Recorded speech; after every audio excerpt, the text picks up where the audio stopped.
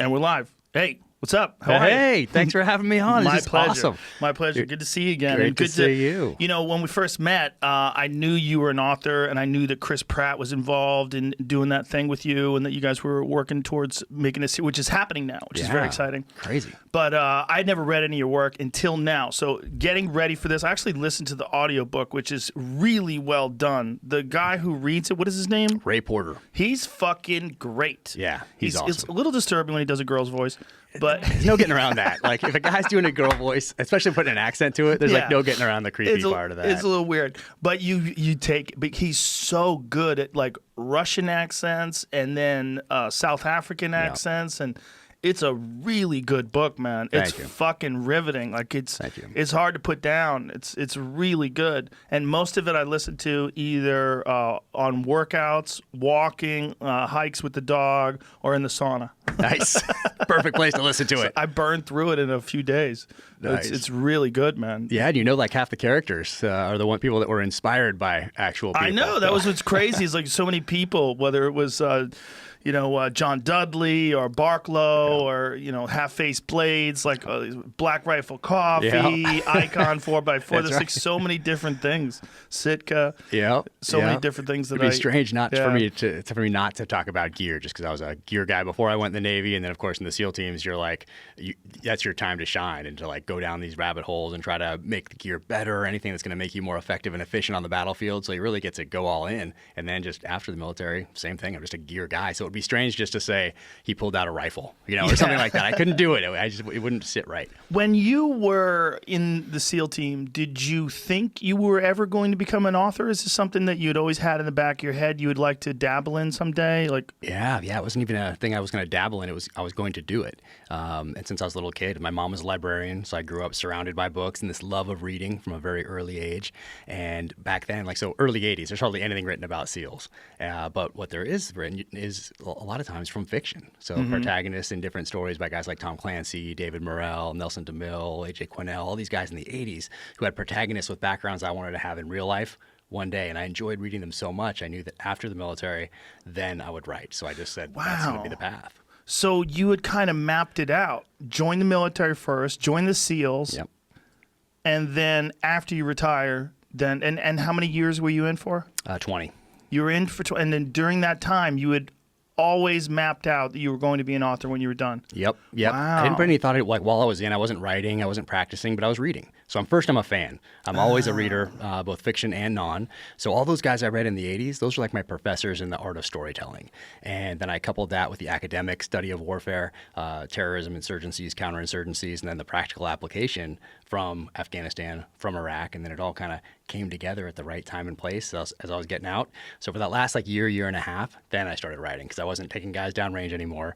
My job was essentially to get out of the military, and because you feel like you're the first person to do it, even though people do it every day. But you walk in and you need to get something signed or go to a meeting or get read out of a secret program or go to medical or dental. So your job becomes to get out of this gigantic bureauccy. So during that time. How long did that take? That takes like a year. I mean, you can probably do it in a week. Really? Like Jocko didn't do any of it, from what I understand. He's just like, no. And he just left. Like, but I didn't know you could. I didn't know that was an I know. I'm done. Yep, exactly. Bye. Yeah, he didn't do these transition classes you're supposed to do, and you sit there in these rooms and people drone on and on about transition and some options for you, and here, awful, horrible. But I did it. I thought you had to, so you get something signed and off you go. But yeah, Jocko you don't have to do it. Well, I think you do. Just Jocko didn't. I think that's what he told me. He's like, no, I didn't. I'm like, well, who's going to tell him to do it? Right? No one. No one's going to say you have to do this. It's not good luck. Yeah. So you were planning all along to write, and so during that time, while you were being deployed and while you're being a SEAL, in the back of your head, that was always a part of the plan. Yep, that was when I'm done with this, then I'll do that. So I wasn't thinking about how to set it up. I didn't know anyone in publishing, didn't know anything, but I knew that one day that's what I would do, and it wasn't even a question. But you clearly had equal enthusiasm for being a SEAL as well. Yes. You have That's why they had to be separate. So I had to be 100% all in on being a SEAL because you have to. That's what you owe the guys under your command. When you're going down range, that's what you owe their families, the country, the mission. But when I got home from that last Iraq deployment and took a breath and looked around and saw, oh, my family needs me. I've been gone for quite some time. Even when you're training, because when you're training, you're out for 3 weeks here, 2 weeks there, a month there, getting ready to deploy. So it's not just the 6 to 7 month deployments. It's all that time spent training up to go down range with your team. So I knew that my family needed me. It's time to get out. So it was very clear. It wasn't a hard decision for me. Plus, I'd gotten to the end of my time where I would tactically lead guys on the battlefield. So that's a troop commander. So that's where Jocko was when he did his last deployment as a troop commander as an 04, which is a major in the other services, a lieutenant commander in the Navy. And after that, yeah, you're still a leader, but you're leading from behind, essentially. You're in the tactical operations center. You're more of a manager type leader. You're not out there kicking doors with the guys, which is what we all come in to do, or most of us come in to do anyway. So I knew that that part of my life was over, and it was time to transition, take care of the family. So it's time to start writing. Did you take journalism classes or writing classes or? Nope, it was all the reading, all that reading I did growing up. And my mom introduced me to a guy named Joseph Campbell back in 1987. Oh, okay, sure. So he did a series of interviews with Bill Moyers on PBS called The Power of Myth. And he wrote a book called Hero with a Thousand Faces. So back in 1988, so I'm, I don't know, 11 years old or whatever, 12 years old, I get introduced to him. And I read that book. And I watched all those interviews, and I read the book that came out called The Power of Myth based on those interviews. And I think I applied that paradigm, that model of the hero's journey, the monolith, to really every movie I watched, every series I watched, every book I read from then on.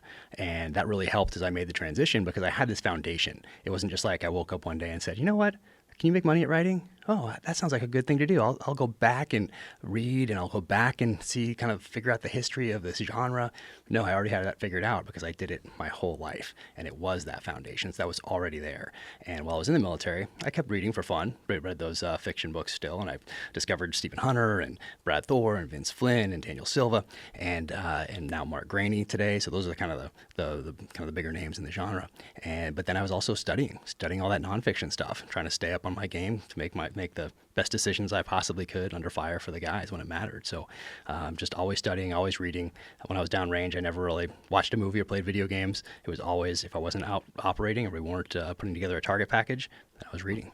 That's interesting because I would think that most people that would venture for and become a professional novelist, they would have some sort of background in writing, like some sort of education, some classical education, English literature or something. Yeah, no, it was all reading. It was all knowing what I liked, knowing what I didn't like. And that's why the first novel is really all about revenge, because that theme resonated with me. Obviously, it's resonated with people from the beginning of time, from telling those stories around campfires, usually told in a way to pass on some sort of a lesson about something to the next generation, so they don't have to learn the same lessons in blood, but they're told as a story and passed down that way. And I think that's why there's so many Death Wish movies. That's why there's just because you can't, if someone cuts you off in traffic, you can't go out and do something, or someone, at work, there's some politics, you don't get the promotion or whatever, you get mad. You can't do anything about it, but you can in the pages of a novel. You can escape there, or you can escape in the movie theater, and you can see somebody that goes out and gets this revenge, and it makes you feel good because you can't do it. Because in real life, if you do it, you're going to go to jail, you're going to get the death penalty. It's not possible. But you can do it you can explore all that in the pages of a fictional thriller.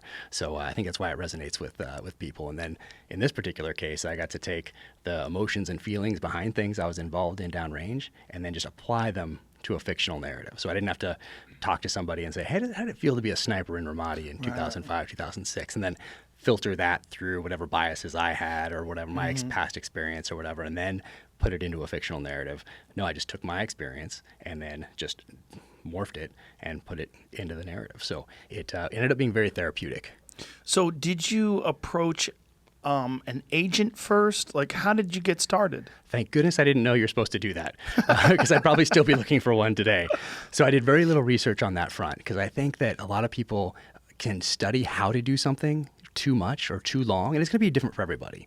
But some people can study how to do something their whole life and never actually do it, because you only have a certain amount of bandwidth. And for me, I read Stephen Pressfield, who's become a great friend now, who's on this show a while back. He wrote, I love that guy. He's so great. Yeah, he wrote Gates of Fire, Legend of Bagger Vance, the Afghan Campaign, and then has those series of books on creativity. The War of Art is just an absolute You gave that out classic. to people, right, for a while? Yeah, I had a stack of them that I used to keep at the studio. Yeah, so he's amazing. And actually, listening to him on this show before I started writing gave me the idea of writing a one-word theme down to keep me on point. So I wrote revenge for that first novel on a yellow sticky.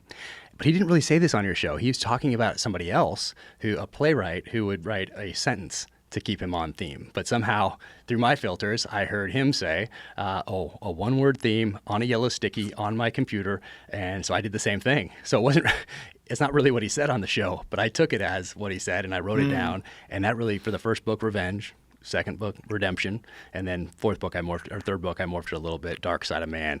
But so those are the themes that really kept me on track. And you're on the fourth one right now? You're on the working fourth one, on it? yep. How long does it take you to do one? The first one can take as long as you want, because you have to have, for fiction, you have to have the finished product. So for nonfiction, you can sell like an idea, a chapter, an outline, something like that. Like if you're coming from sports or politics, you can sell that idea because they know they're going to get some sales. For this, you have to have the whole manuscript done. So the first one took about just shy of 2 years, and you get it as good as you can possibly get it. And then what you're supposed to do is go to an agent, but I didn't know that, thank goodness, because I did that research I talked about with Stephen Pressfield's books on creativity, War of Art, Authentic Swing, Turning Pro, Do the Work. Read those. Read Stephen King's On Writing, David That's Morrell's. A great book too. Yeah, Stephen great. King's book's so fantastic. Great. It's an autobiography, really. It's not just about writing. It's about his entire life. David Morrell is the successful novelist, and I think those were the main ones that I read. And then I was like, okay, got it. And I put those within sight of me and my computer, but I didn't touch them again. But they were there. So I would look to them for inspiration as far as, Stephen Hunter says Stephen Pressfield says you're a professional, you're a writer, you sit down and write. Writer's block doesn't exist because it doesn't exist for dentists or truckers or doctors. They don't get doctor's block, so you don't get writer's block. You're a professional and you write. So just having them that close really helped with that transition, and I made the decision to, once I was a SEAL, and now I write. So I think that really helped. But I didn't know you needed an agent. And thank goodness I didn't, because otherwise, like I said, I'd still be looking for one, because those are the gatekeepers, essentially. And they have assistants that are even gatekeepers to them. So it's tough, I think. But lucky for me, a friend of mine sat next to a guy named Brad Thor, who writes in this genre, has a character called Scott Harvath, who's a former SEAL. And he's a great guy. My friend sat next to him at one of these events to raise money for a SEAL Foundation type thing. And as I'm writing, I'm about 4 months in, and my buddy says, "Hey, do you know this guy named Brad Thor?" And I said, "Oh yeah. I mean, I don't know him, but I've read all his stuff." And he said, "Do you want to talk to him? I know you're writing a book." And I said, "Yeah, I'd love to talk to him." Would he talk to me? And he said, "Yeah, I'll set it up." I helped him out with a couple things in his books. So sure enough, he sets it up. And actually, I'm up here at an event in LA at the time. I was trying to find a quiet place to have this call with Brad Thor. So I go to the parking lot at the Terranea Resort parking lot up there. Sun's beating down on my Land Cruiser. Everything's off though. The engine's off because it's so loud. And I have my pen and paper are there. I'm sweating. But sure enough, we had this great call, and it was like a job interview. I think he wanted to know, like, hey, why do you want to write? And I told him the same stuff I tell you or tell everybody, that I grew up loving reading and knew I was going to do this one day, and about my mom being a librarian and knowing the history of this genre and all that, and just being excited about it. He could sense the passion, and he's like, all right, so if you write a book, what I can do for you. Your friend told me some things you did in the SEAL teams, and as a thank you for that, I'll let my publisher know it's coming. I can't guarantee they'll open the package, can't guarantee they'll read one word, definitely can't guarantee that they'll like it, but as a thank you, I can let them know it's coming. And I said, that's all I need. And he said, how long till you're done? I said, 1 year from today. And so he's like, all right, don't call me. How did don't you send know? me chapters. It's your first book. How did you know 1 year from today you'd be done? Because other guys that have serious characters have one book a year. And so I figured, well, doing this sort of thing, I was about 4 months into it. So I was like, give or take a couple months. So sure enough, I called him back 1 year from the day. And he's like, but he said, hey, don't call me. Don't send me chapters. I'm not going to give you any advice. And he did give me some advice on that call, but he didn't want me bugging him throughout the year, right? Which I totally understand now. And called him back a year from then and said it's done. And to his credit, it was so awesome. He said, is it done, or is it the best you can possibly make it? And I said, well, I could probably edit it a little bit, but it's finished. And he's like, all right, call me back again when it's the best you can possibly do. So I took another 4 months of reading it and editing it, sending it to a couple friends, and then called him back 4 months later and said, this is the best I can possibly get it. And he said, all right, I'll let him know it's coming. So how many hours a day do you think you were putting in? Gosh, so it's Not like hours. I mean, I would love to get on a discipline type schedule, like a Jocko type schedule someday, but I'm not quite there yet. Especially at this stage where I still feel like this is a startup, and I can't say no to a lot of things. I need to take advantage of emerging opportunities, just like I would on the battlefield. Looking at the enemy, they're learning from us, we're learning from them, and it's really who adapts quicker. You're looking for those emerging opportunities, taking advantage of momentum, looking for gaps. So the same things that you would do for a startup or starting like a coffee shop somewhere, you have to do for writing. And I didn't really get that at the outset. Like how so? So you're not just writing and sending it to New York, which is what I thought up until about the time I published the first one. I thought you just went back and forth with an editor a little bit, and then you start the next book. Well, really, you have to do advertising, branding, co-branding, your marketing stuff, your budgets, your social media, like anything you would have to do with any other business that you're starting up, you have to do as an author. So I kind of treated it as a startup and starting it like just like you're starting something in your garage and you're hungry and you're passionate and you're seeing an opportunity here or there and you just want to build this readership and let people know that you have this character and see where it goes. So it's been a sprint. So point being, at some point, I think you get to a stage where you can say no and you don't have to sprint off in all these different directions almost at the same time.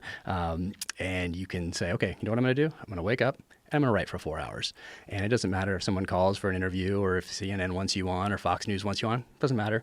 I'm just going to do my 4 hours. And then after that, then I'll check my texts. Then I'll check my emails. And if something comes up, yeah, we can schedule it out maybe later in the week.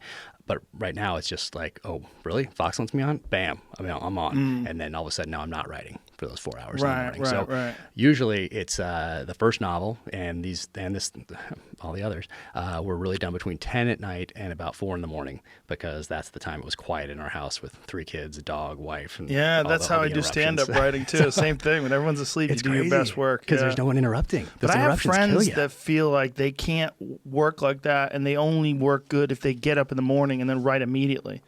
They write even before breakfast. So I was getting up and working out like that until the publication of the first book, and then things got a little crazy. The publicity stuff. And then writing late at night, also working on the next one, dialing that in, and then you're editing one while you're writing another. So you're kind of juggling at the same time when you're on this book a year type program. That's what you're doing. And maybe I'll get past that at some point. And I'll have a end date, and then I'll start the next one. But right now, it's not quite like that yet. So my mornings were taken up with getting up early, and not anymore. I need to get back after it. But in Park City, where we live, there's some crazy in shape people out there. Yeah. And I happen to know a couple of them. So as soon as we moved out there after the Navy, they're like, hey, come meet. We got to go work out. It's 5:30 in the morning. And I know Jocko's been up for 2 hours already. But for me, that's pretty good. So waking up at 5, getting down there and doing these crazy trail runs, CrossFit stuff, jumping in the pool, doing all sorts of crazy stuff that these guys put together. And it's like 5 or 6 CrossFit workouts meshed into one with trail running, with the endurance side. And what group are you in with that's doing this? Is it a local gym or? Yeah, we meet at the local gym. But Hobie Darling, who is the CEO of Skull Candy, he's like all into human performance at all levels. Emotional, physical, mental, spiritual, like being the best like human he can possibly be. Like you love him. And those guys are all out there? They're all out there. Yeah. And Eric Snyder is another guy, big. His Defender 110 is used in some of my videos. He's a big Defender guy. But those guys are animals. They are animals. And get up with them, work out, get home, get the kids to school. So I had a schedule like that for a little bit. But then it all became, hey, when you're working till 4 in the morning and getting up an hour and a half later, that's a little much. Yeah.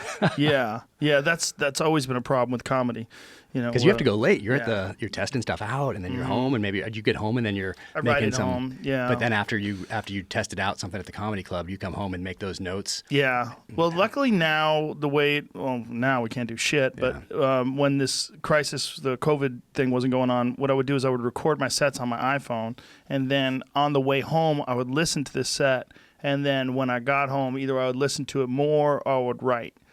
Sometimes I'd listen to it more and then take notes and then write and try to adjust or just write on completely different subjects. Okay. But I just got to a schedule where the best writing I was doing was when no one was home. Because I'd be writing and then I'd hear, Daddy, I got a question, or Daddy, or my wife would want to know something, or someone else would need something, or phones would ring. At 2 o'clock in the morning, no one's calling you. Exactly. It's free. You're free. And then it's just quiet. Yes. And also, it's creepy. Something about the darkness is like you have your thoughts are weirder. Yeah, but maybe. It was a real hard time to get up and do like I would do like a 10 a.m. jiu-jitsu class. Right. That's and tough. when you're up at 4 and you crash and then try to get up 6 hours later or not even 5 hours later and then you get to the gym with a little bit of food in your stomach, it was too hard. Oh yeah. And did you just listen to yours or did you video? I just listened, but video is better. I really need like Damon Wayans, who's a hilarious comedian, has a collection of every set that he's ever done since the 90s. Really? Yeah, he films everything. He brings a tripod and a fucking camera, and he sets it up in the back of the room and films every set he does. And then he edits it all himself on his computer. I'm like, damn, No way. That's next level. That is next level. And do you ever look at, is there like for people go on Amazon, you can leave reviews of books. Are there, like for Comedy Club, are there reviews of comics that go in there or anything like that? I don't know. I mean, maybe. That's good that you don't know then. Yeah, I don't read any of that shit. Yeah. You can't. It's all at scale, right? When you get to a certain number, like the number of people that are contacting you, like I'm at a place where I can't. No. It's like 9 million something Instagram followers or whatever the fuck it is. It's like you can't. You just can't post read and you're that. done. You just get it, and it's not good for you. It's not good for you, positive or negative. Like just. You should know what you're doing. Get out of there. Yeah, so for me, I feel like I need to thank everybody at this point because I feel so fortunate that the books are resonating with people. And really, this whole thing's been at grassroots. Like this third book made the New York Times list, and it made it without like a national news appearance or with any of these other bigger things. It was all it was hunters. It was tactical shooting people. It was readers that took a risk on a new author and then told a friend. And then that person took a risk and told another friend. That's awesome. So it's crazy. And then these companies like Black Rifle Coffee, like those guys, like, veteran-owned businesses or, like Dudley, like those guys that posted, Andy Stumpf, like all those guys that held it up and said, oh, I love this. But it's still grassroots. And it's just like instead of around the water cooler at work, it's modern. And it's social. I feel like I need to get on and say, thank you so much. I really appreciate it. Because I do. I feel so fortunate and I really want to thank everyone. But I think I'm about at that stage where I can't do it anymore. I got to do a blanket thank you. Yeah. I hope people don't think that I'm not thankful. It's not the case. It's just for my own sanity. Oh, yeah. And I've seen people that do get really too into the comments and they lose their fucking mind. It's not healthy. Oh, yeah. You can't do – I don't respond to anything negative. If anything's like a little weird, I do the block. I'm very – and I treat it like if I owned a general store in small town USA and I'm behind the counter, I own the place, somebody walks in and they ask for directions. And some drunk comes in screaming the N-word. Yeah, different. So you treat those people differently. So the guy who wants directions and doesn't even want to buy anything, I mean, you're like, you treat the, hey, here's how you get back to the interstate. Thanks so much, Right. And he has a good impression that he's left with. Or someone comes in and wants to buy a candy bar, a 6-pack or whatever, you just point him in the right direction, you make conversation. So I treat it kind of like that. Like I treat people on social media the same way I would if I was interacting with them the way we are right here, but just across the table at my business local general store.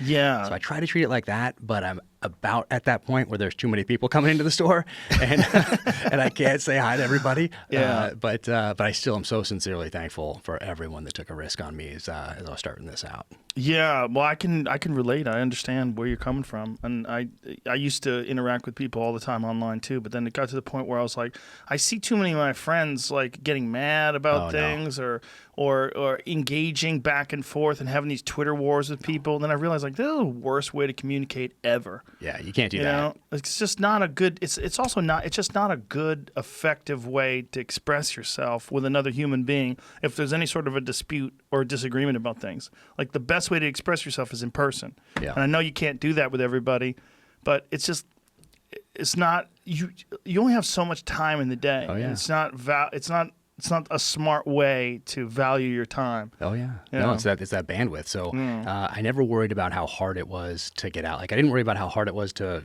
get into the SEAL teams or get to Buds. All I knew that it was very hard, and that for me that was enough. So but it can be done. Like people have done it before. Yeah. And so even growing up, so in mid '80s, I'm still doing like what today people would call CrossFit.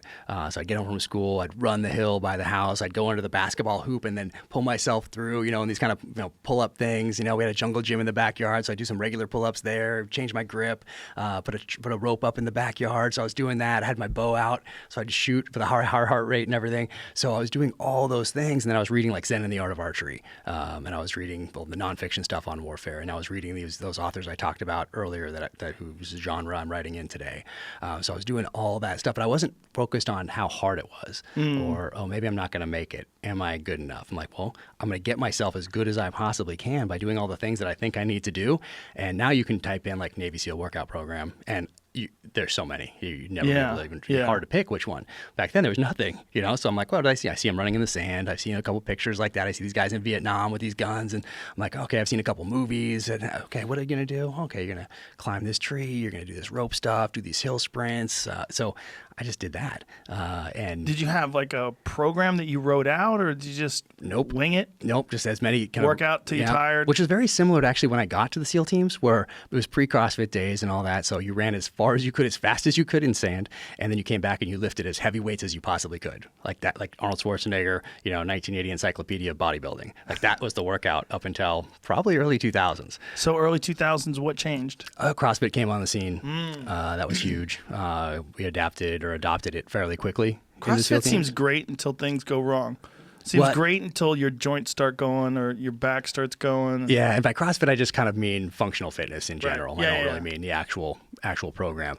But first, those programs came out, and people would get on and say, "Oh, look at this thing. This is new. Give it a shot with me." And it took a little bit of time, but some guys jumped right on, but really what it showed us, and then right about that time also war kicks off and all that, and we realized, okay, you're at 10,000 feet in these mountains, you have a ruck on, you're a radio guy, you have an automatic weapon guy that has a ton of ammo, then you're hitting this compound and you're putting these ladders up, and then you're going through these windows, and sometimes there are these spaces you have to get into to clear where people are hiding or they're hiding weapons. So encyclopedia bodybuilding and running as far as you could, as fast as you could in sand, and that being all you did, there's probably a better way. So we're kind of forced into it, essentially. Do they do any work where they're monitoring heart rate and checking recovery and and trying to keep you at a certain heart rate while you're working? No, they might now. So I'm a little dated. So I got out in summer of 2016, and I know they were trying to modernize a lot of things as I was leaving for those last couple of years. But so it's possible they do now. And one thing that they did to that incorporated a little technology was in Hell Week, like when I went through with Andy, they just pull you out of the surf, and then they'd walk down the line and shine a flashlight in your eyes, and they'd say, okay, this guy's on the verge of hypothermia, he's about to die, pull him out. But then they have someone that looks totally fine, and then that person would just collapse as soon as the doctor walked by. So what they had people do is start to take these little RFID chips and swallow them. And so they'd walk down that line, and they'd hit you with like the zapper from Walmart, and they'd get your core body temperature. So it lasted for about like 2 days until you passed it. But for those first couple days, that's how they did it. So you had an RFID chip in your stomach, and then you shit it out after 2 days. Yeah. And so that's how they could tell your temperature? Yep. I don't know when they started doing that. They certainly didn't do it in 97 when I went through. That's what they're going to do with this fucking COVID virus shit. Maybe. They're going to make you swallow an RFID chip. Put it under your skin or something. I'm really worried about this tracking thing that they're trying to implement, that they're talking about how South Korea is doing that. They're giving up a little bit of personal liberty and freedom. And I'm like, you can kiss my ass. They're giving up a little bit of privacy. Yeah. Like, no, I'd rather wash my hands and stay home. Fuck off. And they're not going to give that back. Like when the government takes something, thank you. I don't know how many times they've actually given freedoms back. None. Zero. Yeah. There's no way. Once they have that kind of surveillance where they can monitor you, they're tracking you, okay? So they can track everywhere you go and measure you versus all the other people that they know are infected. Did you come in contact with them? This guy's got a recent test. You don't. Like, you need to get a recent test. Now you're registered. Okay, now we're tracking you. And everywhere you go, you're going to be tracked. You're telling me when they come up with a vaccine, they're going to just drop that tracking and go, hey, go back to being completely free. Nope. Go back. No chance. No, once they take those freedoms, like, laws are never, I shouldn't say never, rarely taken off the books. Right. Every week you have people on talking about bills that they're sponsoring. Well, are they getting rid of another one to add that one? Or are you just adding, like, there's a book called 3 Felonies a Day, and it talks about how a guy wakes up, and the normal guy gets up in the morning, goes to work, comes home, has dinner, puts the kids to bed. And unbeknownst to him, during that day, he has committed 3 felonies because there are so many laws on the books, you can't even keep track. The American Bar Association can't even tell you how many laws are on the books, state, local, federal, international ones that play in, all sorts of different ordinances, laws, and you're breaking at least 3 of them a day to commit a felony. It's a fascinating book, and that they're not going to give those back. They're not going to give those freedoms back. I read a really disturbing thing today, and I'm not even sure if it's true, so we should find out right now. Clickety-click. Did the CDC stop tracking flu deaths for this year?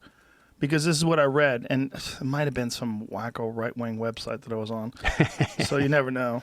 But I was like, this can't be true, because the real concern is that the CDC tracks flu and they find out that flu is lower or the same as COVID, and why we're making a big deal out of COVID, and then, people riot in the streets. That's why people can't. It's hard to tell who to trust. It's hard. You see Yeah. two politicians, and you see you don't trust either side, and you see everyone trying to make a power grab and use this as a way to make power or hurt an opponent or whatever it is. Exactly. And even with CDC, you don't know there. World Health Organization, you obviously can't tell there. You can't trust information coming out of other countries. So people at home are just like, what do I do? Safest thing to do is just to stay where I am. But you don't know who to trust. That's It's the whole very thing. hard. It's very hard to figure out who to trust, and doctors are giving despair. What do we On got? their website, I'm seeing information updated as of last week, April 18th. For flu deaths? It's on the CDC weekly flu surveillance. And it's all of the flu information. So how many people have died this year from the flu? I have to dig through here to find that information. Hold on a second. Because the COVID deaths are, what is it at now? 55,000, I think, something like that. For this country, yeah. I think it's more, right? Maybe 60,000 now, Closing in on that, yeah. which is not a small number. It's a lot of people, but then you find out that's a bad year for the flu. That's normal. But obviously, this year we've locked everybody down, worldwide even, and there has to be a slower spread because of this quarantining and because of the social distancing. So I would imagine you're getting far lower numbers than they would have gotten if everybody had just gone out into the streets. Oh yeah, no doubt about that. But no doubt. For flu, this is my understanding, because in that fourth novel that I'm writing right now, I was deep into the study of infectious diseases. Perfect for you. Perfect timing, right? It was crazy.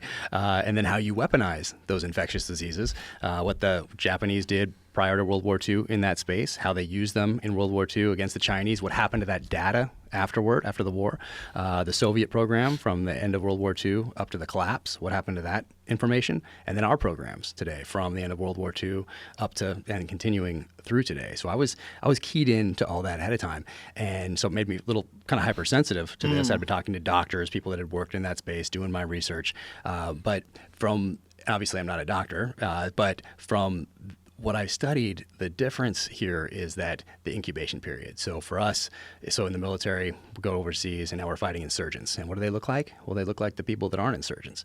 What does that car look like that's pulling up to this checkpoint? It looks like the one that didn't have a VBID in it. Or is that one looking a little low on the suspension? So they're not in a uniform. They're not driving a military type vehicle. So same with this. It's like an insurgent that's adapted, and it's adapted to those other diseases and how we fought them. And it's adapted by the incubation period, by that 9 days. So the flu, you get the flu, you're down. You know you shouldn't go into work. If you show up at work, someone's like, bro, go home. You look horrible. Get out of here. You're going to infect everybody. You don't know that with COVID-19. Right. So you go out there for this 9 days, whatever it is, and you're infecting people during that time frame. So it's like that insurgent that hides amongst the populace. Yeah. It's the same type of thing. Like, they've adapted. SARS was different. The flu is different. All these other ones have been different. And that's the adaptation of this one, is that you go out and you infect other people without knowing it. So that's the difference between it and the flu. So it's a hard thing to wrap your head around when you just look at numbers. But there is a difference in that flu. You're staying home. You're sick. It's really, in a lot of ways, it's a perfect way to spread a virus, because there's a video game that my wife plays. She used to play. She doesn't play anymore now that this is going down. But it was a virus video game. Really? You send a virus throughout the world. And the key is, if you make your virus too strong, it's a video game you play on your iPad or your phone. If you make the virus too strong, it kills people too quickly, and then it doesn't spread. So the way you get a virus everywhere is you have one that sits in your system for a little bit, and it's just weak in the beginning and slowly spreads its way across the world. And that's essentially what this is in a lot of ways. But this one's so weird, man. I mean, Newsweek actually had a story yesterday saying that they think it came from a lab. So now that theory of whether or not it came from a laboratory, I think I tweeted it. So you can find it on my Twitter page. But I was reading it yesterday. I'm like, okay. Newsweek, not really a sensationalistic publication. Right. When they're publishing something like that, you got to go, probably something to this. And there's a lot of speculation. I mean, it's not so hard to imagine. I mean, you're talking about something that literally was a few blocks from the epicenter in Wuhan, where they had that level 4 lab. Right. So the deal is with like the video game your wife was playing, and that the goal of that game, it sounds like, was to infect the world. To kill the world. But if that's not your Fucked goal, up game. if you have if you have a goal and you want your country to survive, then you don't want it to become a global pandemic. You want it to hit the city, the country, whatever geographic area you want to hit with a weaponized infectious disease. You want it to burn out in that city. So instead of going over and dropping bombs on it like World War II, like firebombing Dresden or whatever else, or Tokyo, and just destroying those cities, well, you know what? After the war, you can go in with an infectious disease and it's burnt out and there's no damage. Yeah. But you don't want it to spread throughout the whole world and come back to your own country. So when I first looked at this and I heard about Wuhan, I heard that there was I'd say not a weapons lab maybe, but maybe it's a weapons lab, but at least a lab doing research in infectious diseases a couple miles from these wet markets where they're saying that this thing broke out. There are cases in the former Soviet Union of them doing this research into infectious diseases and weaponizing it, and then having it get out because the protocols weren't followed or whatever else, and kills a few people, and they hush it because it's 1960 something or 1970 something. So there is precedent, and it wouldn't be beyond the pale to think that someone was doing some sort of research, and it doesn't even have to be weaponization. It can just be they're just studying this infectious disease, not even weaponizing it, and someone contracts it somehow in that lab and then brings it outside. Yeah, that's the controversial theory. So here's the thing. The controversial experiments in Wuhan lab suspected of starting the coronavirus pandemic, and says the case against a Wuhan lab. And so it says why the Wuhan lab remains a suspect in the coronavirus investigation. I mean, it's really likely that we never really will know. Right. But they most certainly were working on viruses similar to this one right there. At the end of this article says there's another one called RATG13, which is very, very similar to the SARS-CoV-2 one that we're experiencing now. Oh, terrific. They share 96% of the same genetic material. Yeah. Wow. It's thought to be the most similar to SARS-CoV-2 of any known virus. The two share 96% of their genetic material. That 4% gap would still be a formidable gap for animal passage research, says Ralph Barrick, virologist, University of North Carolina, probably in bed with the Russians, who collaborated with, like, when you found out that a Harvard guy got arrested that because he was taking money from Russia, or excuse me, taking money from China because he was doing something with them. Yeah, I mean, it's real spooky. What's really spooky is the World Health Organization is essentially in bed with China. Yeah. And they're not giving us 100% clear, detailed information. Everything gets filtered down through the Chinese propaganda system. Oh, sure. Very sure. dangerous. And they also were exceedingly, we don't know the numbers, right? And we can't trust China. But it seems like they were a little more prepared for this than we were with as far as testing kits goes and all that. Yes. So if you're doing if there's a lab where you're doing research similar to this close by, there's a history of other countries, maybe even China too, of doing research into infectious diseases, not following protocols that we would here in the United States. They're not all as safe as they are, shocker, here in the United States where we're doing the same type of research. Then it gets out, and then they just happen to have a lot of these kits ready to go for testing. I don't know. Yeah, well, in 2018, they were actually cited for violating safety protocols at that same lab in 2018. So there were concerns about that area long before. But what's really fucked up is the World Health Organization posted in January that, according to China, there is no evidence of person-to-person transmission of this disease. This is days after they knew for sure it was being transmitted from person to person. So China has been deceptive about this from the very beginning, and they think that if they were honest about it and that they stopped everybody from leaving, they could have covered this in the point where it would have been 95% less. I saw that. Yeah, 95% less people would have gotten infected. Yeah, just lock down Wuhan, deal with it there as much as you can anyway. Let the rest of the world know. I mean, looking back, that seems like, but you're dealing with China. Same thing. You're dealing with Russia. You're dealing with some of these other countries like that. China seems the worst. It seems like the worst. It does seem that way. It's the perfect storm. It seems like, but the way they handle their own citizens when their citizens are testing positive, there's this horrible video of this family being dragged out by these people in hazmat suits, and they're trying to resist. These people are dragging them away. because they tested positive. Oh, yeah. Once again, that government taking a little more control, a little more Yes, control, a little more control. exactly. And we're just giving it up. And we give up so much, and even before this, obviously, we gave up so much information about ourselves voluntarily. We would, let's say in the 50s, 60s, 70s, 80s, we never would have given up. And now we're like, oh, click accept, and bam, there Right. you go. Awesome, I can post a picture or whatever it is. This is fun. I can communicate with my friends. We're very accustomed to clicking on those user agreements. I know. No one can figure them out. It's horrible. Those concern me, and obviously we've given up a lot of our information in terms of data, where we go, the map information, that kind of shit. But this tracking thing really freaks me the fuck out. It really does, because they're going to find another reason why they should be able to track you. Once they do it because of the virus, and it'll just be next year. It'll be the flu. They'll find reasons to keep fucking tracking you, to keep you safe. And you're like, if you're not doing anything wrong, what are you worried about? Listen. As soon as someone says that, Yeah. You're a fool. Yeah, antenna's got to go up, and you got to don't understand. You don't understand what this could mean.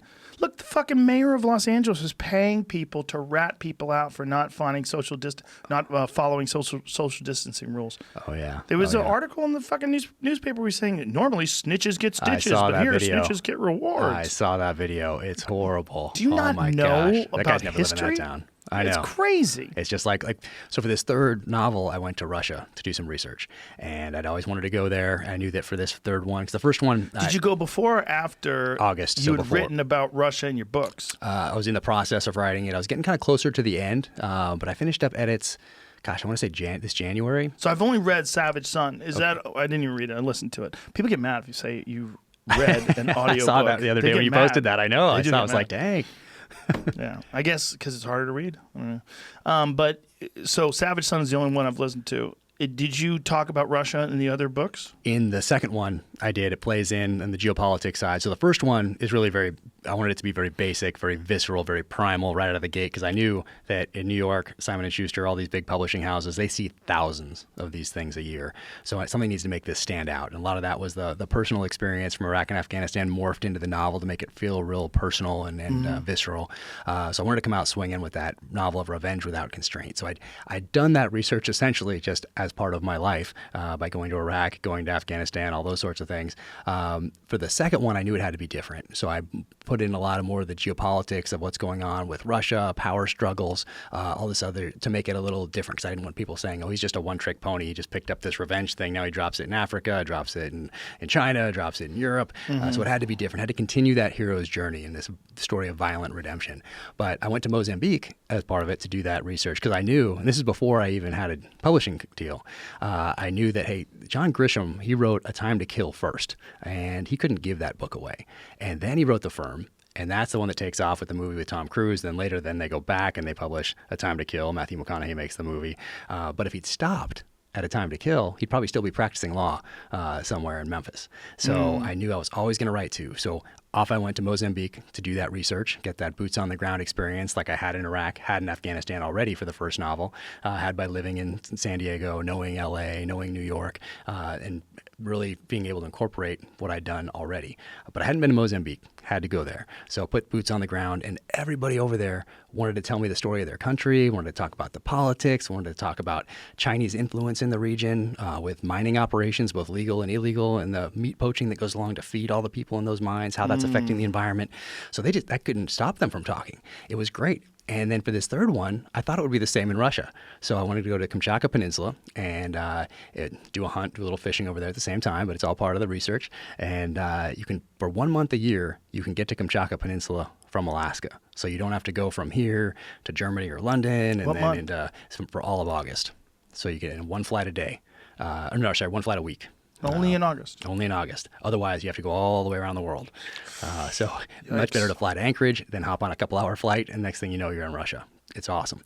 But I thought it was going to be the same. I thought, I'll get to this remote backcountry place where we have these guides and all that, and I'll be able to and it's on the military installation because the people guiding us used to have some connection to the government, so he has this hunting concession out there in the backcountry. And I thought they'd all want to talk to me. And then I realized very quickly that for most of Russian history, if someone is asking you pointed questions, the kind that you'd ask if you're writing a political thriller, you were not long for this world. It was off to firing squad, gulag, off to Siberia, whatever. So they were very hesitant to talk to me. And I left all my computers behind because as soon as I walked through customs, I knew they was going to get everything sucked out of my phone and computer. Right. And I didn't know who sent things to me in email or text over the last 20 plus years. Who knows? So I just left all that behind, brought a pen and a paper. But I was asking these questions. And I thought, oh, they can, here's my book, they're going to know I'm an author. I'm just asking this. But no, they were very standoffish and very suspicious of why I was asking them these kind of questions. But it all worked out. I got some great stuff and got to weave that into the third one. What kind of hunting did you do in Russia? So brown bear. Oh, wow. Yeah, it was crazy. What does brown bear taste like? I'll tell you that I don't know because usually I follow, usually I follow the customs of the local people because I don't want to show up and be kind of the ugly American and show, oh, I'm better than you. You don't, you don't eat this, but I will. This is what we eat. So I kind of adopt what the locals do. And they don't eat the bear? No. Didn't. Interesting. Wonder why. Yeah, I don't know. It's just one of those things that they don't. Well, a lot of times people, bear is amazing. I had the best bear this year, a black bear. Brian Call gave me some. Okay. And, incredible. It was black bear is delicious. It was so good. I tell that to people and they're like, shut the fuck up. Like my daughter got asked, what's your favorite food? She goes, bear. Yeah. And her friends were like, what? Amazing. Yeah. Like it's probably not really her favorite food. I think she was probably trying to shock her friends. I don't know. That black bear that Brian gave me is, it was canned. So it was just sitting there for a while. Yeah. Really? So it's this canned thing. So how did he make it?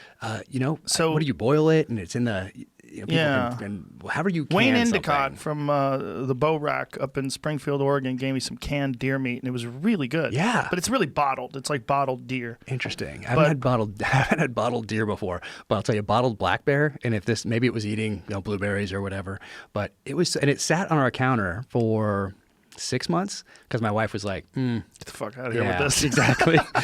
so then we had all these guys came over, like guys from Total Archery Challenge, and we came over to the house. We did a wild game dinner. Trevor Thompson came over, and so we opened it up. And it was everyone's favorite. I wish we had more of it. What were the ingredients besides just the bear? He must have put some spices in there of some sort, but I don't know. It didn't look like it. You just open it up, and it looked weird, but then you open it up, and it all of a sudden was it looked like filet metal mignon. can? Or no, like glass, like you would, like a bottle. Yeah, like you would with a jam. Yeah, same as like the deer that I had. Yeah. Same like one of those vacuum sealed bottles. Yeah. It was awesome. I want to go down there and get some more from him if he has any more. If he's listening, I'm going to come down and get some of that because that was legit. Yeah. And even my wife loved it. She's like, "Wow, this!" And as soon as you opened it up and it hit the air.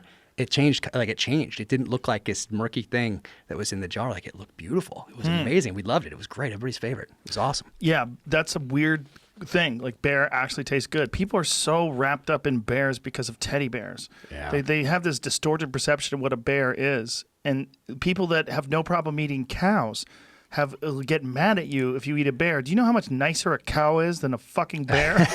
I know cows don't eat their young. I don't think they not only do they eat their children, they kill other people's children and then other bears' children rather, and then the mother. When I was in Alberta, my friend John and Jen, the people who run the camp out there, the Rivets, their son saw a male bear kill a cub, and then the female bear chased the male bear away and then finished eating her cub. It's amazing. Because he was eating her cub, so she ate her own cub right after she was defending it. It becomes meat once they're dead. Yeah. They're all cannibals. It's crazy. A lot of that stuff is interesting how people have associate bears with, and humans. I mean, they do look, when you skin them, they do look a little like humans. Sort of. Someone looks like a fucking bear when they're dead. Like you've done something awful with your body. Yeah, it's a big boy. You're not really taking care of yourself. Steve Ranella calls it best. He says that they're charismatic megafauna. Yeah, that's it. There's some animals that we have in our head that you're not supposed to eat. And we also, I think, we connect bears to what you would call trophy hunting, meaning like someone who hunts lions, someone who hunts things you don't eat. Although mountain lion apparently is very good. It's delicious. I've heard this. And I've had friends, it's like their favorite food. Yeah. Donnie Vincent was saying, I've heard him here. He's talking about it's the best thing he's ever eaten, I guess. Yeah. And I did my first one this year, and it was amazing. It was incredible. Had mountain lion. I didn't eat it because the guide didn't really, it was like a no-go. Same thing? Yeah. The guide wouldn't let you eat it. It was very clear to me that was not something that was done there. I should have. I probably should have pushed it in Utah. So I probably should have pushed it. I could have pushed that one. You should have pushed it. I feel bad about it now. It's hard to get a tag for them too, so it's not like it's easy to get. It was some crazy. Mountain lion steaks. It was wild. Yeah, that was amazing. But back to the bear experience was incredible, especially with someone that doesn't speak English. Like you're over there with this guy who's he was part of in the military and then worked for the government and then is now for the people just listening, you're doing air quotes. Air quotes, yeah. So anyway, really interesting. But yeah, so got my bear, but the craziest part was my friend who got his, and he wounded it first by accident, of course, and that happens, like we know. And it goes off into this thick brush. And in the States, because I went and did another hunt in Alaska this year, like they won't let you go in after a wounded bear into the thick stuff. Like maybe some will, but from what I've gleaned, they're going to go in and do it, kind of like going in after a wounded leopard or something in Africa. Like the guides, that's where the guides are going to go earn it, go and do that. So this thing's wounded, and they hand me this rusty side-by-side shotgun that's at the bottom of this boat that we're in, this tiny little boat that we're in on this river. And the guy hands it to me and then hands me 2 shells. And I'm looking at this rusty thing, and I'm having these 2 shells in my hand, and I'm like, okay. And I'm like, no, because he had a couple more. I'm like, no, give me some more. And I trained up for Africa with the double rifle. I went to FTW Ranch in Texas to get really good with the double rifle because I wanted to do a Cape Buffalo hunt the same way someone would have done it 100 years ago. So no optic, a double rifle. So it's a rifle, but it looks like a shotgun. So big rounds. So there's 2 rounds. Yep, side by side. Interesting. And so you have 2 shots, but you have 2 other ones ready to go. And so you practice at FTW, and they have charging animals that are coming in after you, and you're just like you would in the military, changing mags. But this time you're just getting 2 more in there and getting it back up. So I trained hard for that.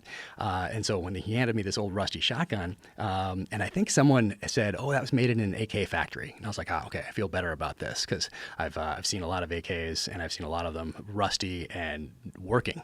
So I'm like, "Okay, I'm about to trust my life to this thing, and it's rusty and it's from the bottom of a boat, and this guy doesn't even speak English." So, bam, here we go. I'm off. How many shells did he get you? 4. So, and I look at him just to make sure it's not like buckshot or something, so I can see that. Slugs. Yeah, so I see that it's a slug. It feels like the double rifle I trained up so hard with to go to Africa, which was an amazing experience. Couldn't have written that one better. But and off we go into the brush. So it's like they wouldn't let you do this in the States. Like you're going into this thing, and they have a huge brown bear, and off you go. And it's just me, the guide, and my friend. And this thing, it's all quiet, and I haven't felt this dialed in since Ramadi 06. Like I was on, and then bam, this thing rears up like, I don't know, 15 yards away, just like a human, Jesus. like, and I just spin and boom, shot him like I would a person, just right in the chest. How big was he? Ended up being over 10 feet. Yeah, I'll show you a picture after this. 10-foot tall bear. Jesus. But even more than that Christ. was the size of the head, and I forget how. Well, I think they measured it, but I forget. It was huge. It was huge. I'll show you a picture after this. So yeah, I shot it like it would a human. Then it goes running off like, I don't know, 20 yards or something like that into some more thick stuff. And then we hear it death bellow. But before we heard the death bellow, the guide in broken English was like, "I'm going to go around the other side and I'm going to scare him towards you." And I'm like, "Oh, okay." So I do. I go around to the other side and I get down. I'm like, well, if it charges out, it's probably going to be on all legs and it's going to come charging like this. So I knelt down and then just got ready to put one in it if it's coming charging at me. And I was trying to figure out, okay, face, mouth, right here. It's my first bear hunt. So anyway, we heard the death bellow after that, and then we went and got it. But it was huge. It was crazy. That is such a different kind of hunting when you're hunting something that absolutely could tear you apart. Oh yeah, like you're made out of tissue paper. Oh yeah. Yeah, no doubt. I'll show you the picture. Yeah, it's crazy. But what surprised me was how much. It wasn't like Wild West over there where you said, "Oh, can we go get another bear? Can we do?" It was very like, no, you had your tag just like you would in the States. It was all science based. We need to take this many out for the population. Like it was just like the States, which surprised me. Well, they must have a big business and people coming over there to hunt. They don't want to deplete the resources by that's exactly it. Yeah, they're smart. But for some reason that surprised me. I thought, oh, it's Russia, because I'd been to Russia before. I'd been to Moscow. I'd been to Ukraine. I've been to the catacombs for earlier in life, and I wove those into the second novel. But I just figured it would be kind of Wild Westy, kind of like how I remembered it over in Ukraine and Moscow back in the early 90s. And but it wasn't. It was all very much, you have your tag. No, this is yours, and we're not going to deviate from that. You can't do anything else. It's kind of interesting they wouldn't even entertain eating it. Yeah, no, and there's a language barrier there too. So it's hard, especially when you're dealing with people that are tough. I mean, they're living in these huts built into the ground, essentially, for Siberia? insulation, just south of Siberia. So Kamchatka is just south of Siberia, but essentially the same type of thing. And so they're built into these small hills for insulation. So I mean, they're out there. Wow. And it's a rough existence. So when they say we're not doing something, and they say it in a way with this Russian accent, and it's not really like, oh, let's talk about it. Right. It's not. No. You would think that those people would want meat more than anybody. You know, I mean, you would think meat would be very valuable. And a 10-foot bear, you could feed so many goddamn people. Maybe that's why they told us we couldn't, because they're keeping it. That's possible too. Oh, that's possible. That's very possible. I would definitely not discount that in the least. That's possible, yeah. But they have a ton of fish out there, moose, huge moose out there. A lot of northern pike, right? Yeah, well, they have, they might, but we were after Dolly Varden and rainbow trout, brown trout. Oh, so wow. some big ones out there. So it was pretty crazy. It was a good trip, and I got to weave all that stuff in. So I got to weave in some of the people that I met over there. The snowmobiles they have over there have one skid in the front instead of the two. Yeah, so they're going through this taiga, this tundra. Oh, so it's tight. Yeah, so they're only watching one getting hit by a root or something like that instead of the two. So I got a lot of good stuff by going over there, and I wouldn't have known what to ask. I wanted to see the vehicles that they used over there. I was very happy to see some Land Cruisers, so that was pretty cool. But they had a whole bunch of other stuff too, some crazy Russian stuff, and I got to incorporate those vehicles into the novel as well. So you really never know what you're going to get until you get on the ground, talk to people, build those relationships, and then things end up making their way into the stories. Have you ever seen that Werner Herzog documentary, Happy People, No. Life on the Taiga? No, Yeah. I need to see that. You need to see it. I wish I'd seen it before I read the third book. It's crazy. It's really good. It's this amazing documentary about these people that live in the taiga in Russia, and it shows them from being in the summertime all the way through into being in the wintertime, and they're just hunters and gatherers, and they're so happy. It's really weird. Like, there's no mental illness, there's no suicide, and everyone's just struggling. I mean, they're making their own skis, they're making their own homes, they have these cabins set up for trapping, and they use snowmobiles, and then they have dogs. They have a very tight relationship with their dogs, and they get fish and they get meat, and then that is what they eat, and they bring bread with them, and the bread's all frozen, obviously, so they have these loaves of bread they store at their cabins. They have to bear-proof everything, but it's just their life is so compatible with being a human being. Right. It's like there's something about our human reward systems that have evolved over thousands and thousands of years that being a hunter-gatherer just completely locks in with all the things that keep you content and happy. There's the documentary right now. Oh, awesome. Yeah, and very interesting, Oh, the wow. relationships with their dogs. Oh, yeah, the dogs over there were amazing. It's everything. Their dogs are everything. They have a huge, very, very tight relationship with their dogs. That's incredible. Yeah, the dogs that we had in the camp, they protected the camp from the bears. Like, that was the bear protection, was these dogs that were specifically trained up to chase bears off. Yeah. I think I called it Lakita. I have to go back and look, but absolutely incredible dogs. They were amazing. It's a really amazing documentary. Absolutely one of my favorite. Yeah. There's another really interesting documentary. Not a documentary. It's a Vice Guide to Travel, where I think it's called Haimo. I think his name's Haimo. Haimo's Arctic Adventure, and it's a guy who got a job in Alaska in like the 1970s, and he has like a lease to have a cabin out there in this very remote part of the Arctic. Yeah. And once he's dead, like, this is it. Like, no one else can have Goes back this to the government? Yeah, I don't think anybody else is going to be allowed, but it's another amazing documentary, and he's a guy he's an American guy who's really articulate, very interesting guy, very intelligent guy who loves living like this. Yeah. And he raised his family out there, and his wife is American Eskimo, and it's just a fucking amazing way of life. I don't want to live. I don't want to live like that. I mean, I like cities, I like cars, I like all that stuff, but there's something incredibly compelling about being completely reliant on nature and your own, ingenuity and hard work. And he was talking about it in this documentary where the Vice people, this is back when Vice was, just starting out too. This Vice Guide to Travel was like one of their earlier series that they were doing on YouTube.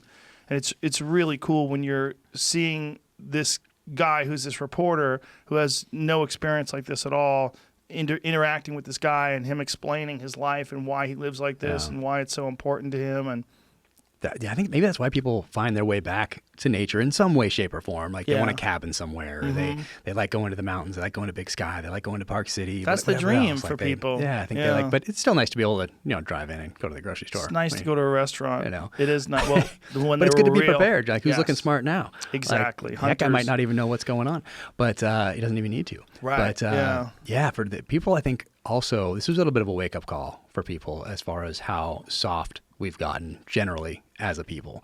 And I'll say from the end of World War II, for those guys that came back and got back to work, didn't complain, and built this country into what it is today. But since then, we've gotten a little soft. And I think people are like, oh, wait a second. Maybe it would have been better had I had like a week of food, or maybe I would have had, maybe do I need a gun? Do I have a gun in the house? And we do. It's in that safe, and I haven't shot it in years, or it was gave to me. My dad gave it to me. Maybe I should learn how to maybe use it in case the police aren't there for me when I need them to. Or do we have fire extinguishers in the house? Do we know how to use them? Are those things expired? Do the kids know how to use them? Like all those little types of questions, once again, gets back to bandwidth. So if you're worried about that stuff, you know what you're not worried about? How do you adapt your business? How do you adapt having your family at home and moving forward here when maybe you don't have a job anymore and you need to get creative? So you're worried instead about, how many beans are in the cat? But instead, if you had, we have 3, and everybody's experience is going to be different, like what they're comfortable with as far as their levels of preparedness. And it's not really about being paranoid. It's just allowing you to focus elsewhere if there's a natural disaster here in California, like an earthquake, other places, tsunami, whatever it is, hurricanes, whatever. It allows you then to focus where you need to be focused. And some people will be like, 3 days of food and maybe a little water. And do I need something to filter water with in case I turn on the tap and there's nothing that comes out, it's brown. So everybody's level is going to be different, but I think this was a wake-up call. And I'm not super confident that people going forward will take those lessons and act on them, because that's what's important. Most will slide right back into complacency. Unfortunately, I think that you're right. Yeah. But it's funny because my wife was like, now I see why we have all this stuff. And, it's not crazy stuff, but it's just like I like being prepared. It's not just from being a SEAL. It's from before that. I've just always been drawn to the outdoors and wanting to be prepared and know how to live out there, survive, or whatever else. It's always been a part of me. So it's very natural for us to have a couple guns, have some ammo, have some water, have some food. Because when this hit, you know what I did? Book was coming out, and I had to figure out how to adapt very quickly to the changing environment and launch it to me, it was very important to do it in an appropriate way and do it as much good as I could at the same time by helping independent bookstores who have no foot traffic, that sort of thing. But very quickly, I had to take that breath, look around, and adapt. And I didn't have to worry about food or water or filtration systems or ammo or protecting my family. Because we already had that. So I guess put all my effort into figuring out how to adapt to these changing conditions. Did you get a lot of questions from people like, how do I get a gun? Yes. A lot of California people. The lines around the block out here in front of gun stores were hilarious. They didn't realize you couldn't just walk in. They've heard about this loophole. Where's that loophole that they keep talking about? How do I just get one of these? No.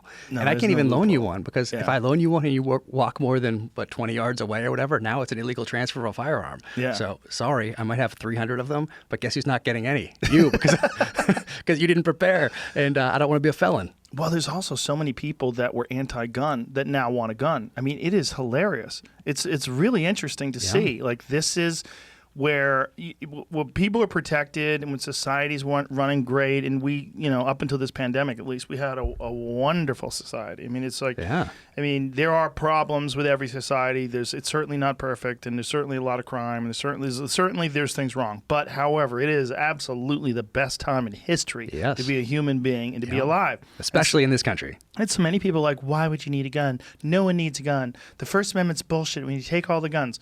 Now that the pandemic hits, those same people are like, oh, okay, now I get it. There's not enough cops in the world to deal with riots. If there's mass riots in the street and people are breaking into people's houses and the world becomes lawless because the economy has absolutely collapsed and people that were maybe like a little bit sketchy just go on to become a full-on criminal.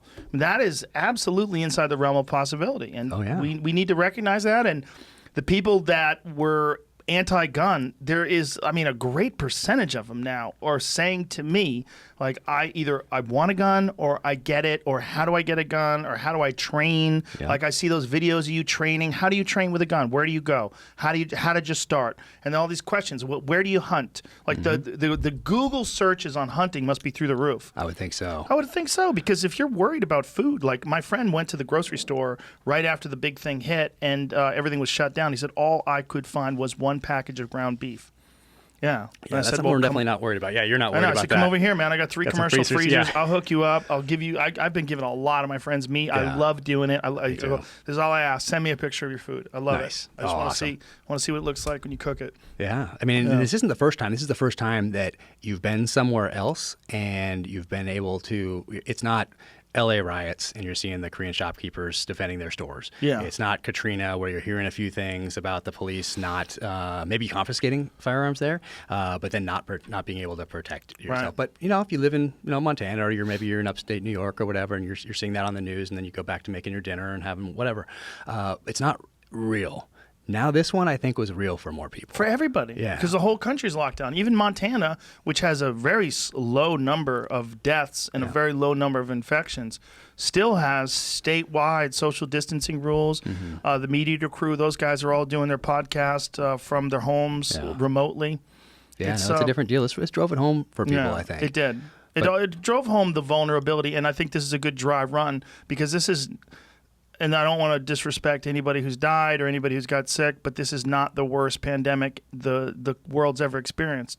It's not. It's not nearly as bad as like the 1918 Spanish flu, which killed 50 million people worldwide. So this is a smaller number. Still bad, smaller number. But this is a wake-up call that this kind of thing is a real possibility. And then take this and then couple it with, a terrorist attack, or take this and couple it with a natural disaster. Now you have 2 things going on. Now you have a pandemic, and now you have a huge earthquake here in California. Yeah. You have fires, you have a tsunami, whatever it is. So you have those things, or civil unrest somewhere. Yeah. So then that's 3 things now. Yeah. Choose any of those, or maybe someone's watching, and this is the time because we're weak, and you get hit with a cyber attack from somewhere. Now all of a sudden you're at home and your credit cards don't work. All this data has been gathered over the last 10, 15 years on people, credit card information. I mean, they're building in China all these huge fields that collect data, huge hard drives essentially that collect data. So now you're at home and you want to order from your Whole Foods, delivers or whatever. Oh, not working. Credit cards. Let's try this next one. Oh, this one's not working. Now what do you do? So it can get worse. It can get a lot worse. But being prepared, it just a little bit. You don't have to get crazy, but it'd be nice to prepare to defend your family. For me, as a husband, father, I feel that's my responsibility. As a citizen, that's my responsibility. That's one of my jobs, is to be able to prepare my family for and defend my family if need be. So my family might be maybe a little bit different, but my wife's been to Thunder Ranch up in Oregon training on both pistols and ARs up there. Our daughter's been hunting since she's 7. She's very comfortable with firearms. But it's just natural, and I think it's just natural for us as people to want to protect the greatest gift of life, and not just ours, but those that we love as well. So I think it seemed like it was not inside the real world of problems that most people are going to have to deal with before this.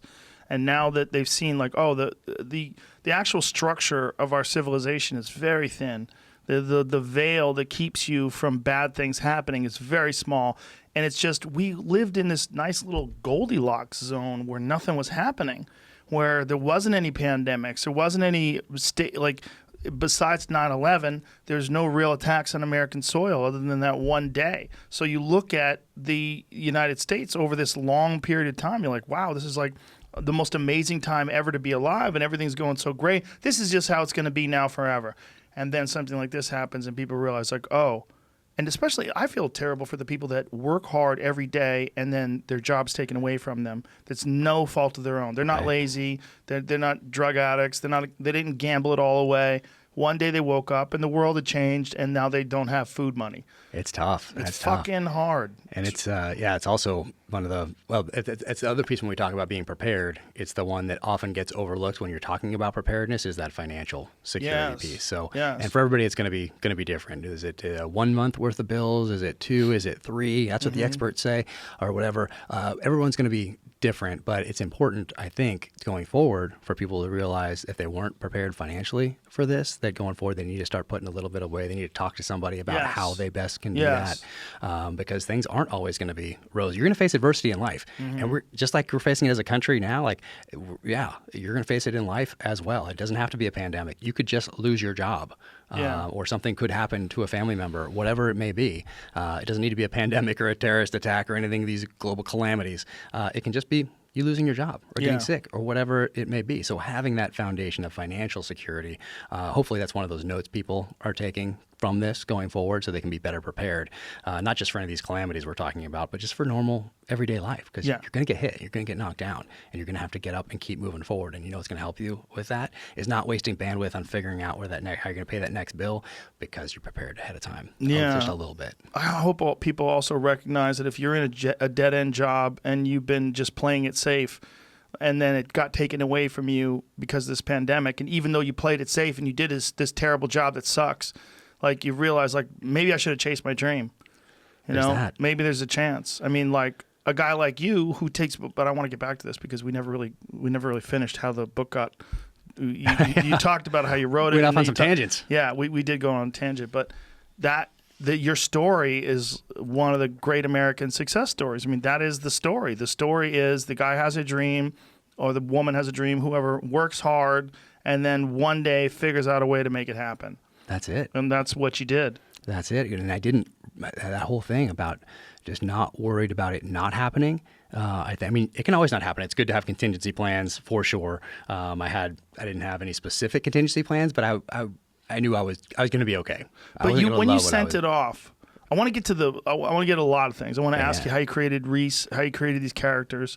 But when you sent it off, like, what does it feel like when you spent a year and 8 months or something? Yep. A year and 4 months first, and then another 4 months to edit, and then you're like, all right, and you send it off. What is that feeling like? It was awesome. It was awesome. Went down to Coronado, California. I went to the UPS store on the main street there called Orange Avenue, and I wanted to get next day air, tracking, everything, insurance, whatever you could possibly do. And I'm sure you had other copies of it, right? Yes. Yeah. Yes.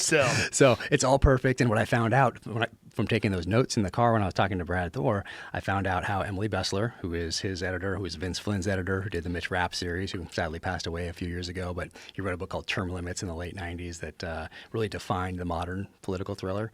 So I knew the font that she liked. I knew the spacing that she liked, and also I made it perfect. What kind of spacing does she like? It was like Arial 2.5. It's in my old notes. Now it doesn't matter so much, but back then I wanted to make it I wanted to do everything I possibly could to increase my chances of success, or making her not just look at it and have anything, even if it was just psychological, like, oh, it's in the wrong font. Did you specifically juice up the beginning chapter, the first chapter, just to make it very riveting? Yes. To grab her, keep her. Absolutely. Yep. Because I knew what I liked, and I knew what I liked reading, and I knew I liked sniper stuff, and I had that background, and I could weave all that in there. And I didn't just say he's walking in his shoes. They're Solomon boots. Why? Because that's what I use downrange. Or why is he in Sitka gear? Because my buddy John Hart started Sitka, and also it would make him blend in to that environment. So he's not dressed in military stuff in the beginning. So I needed to do all these sorts of things that were very natural to do, and get him to a place where the reader wants to turn the page. Right. Like, how do I make the reader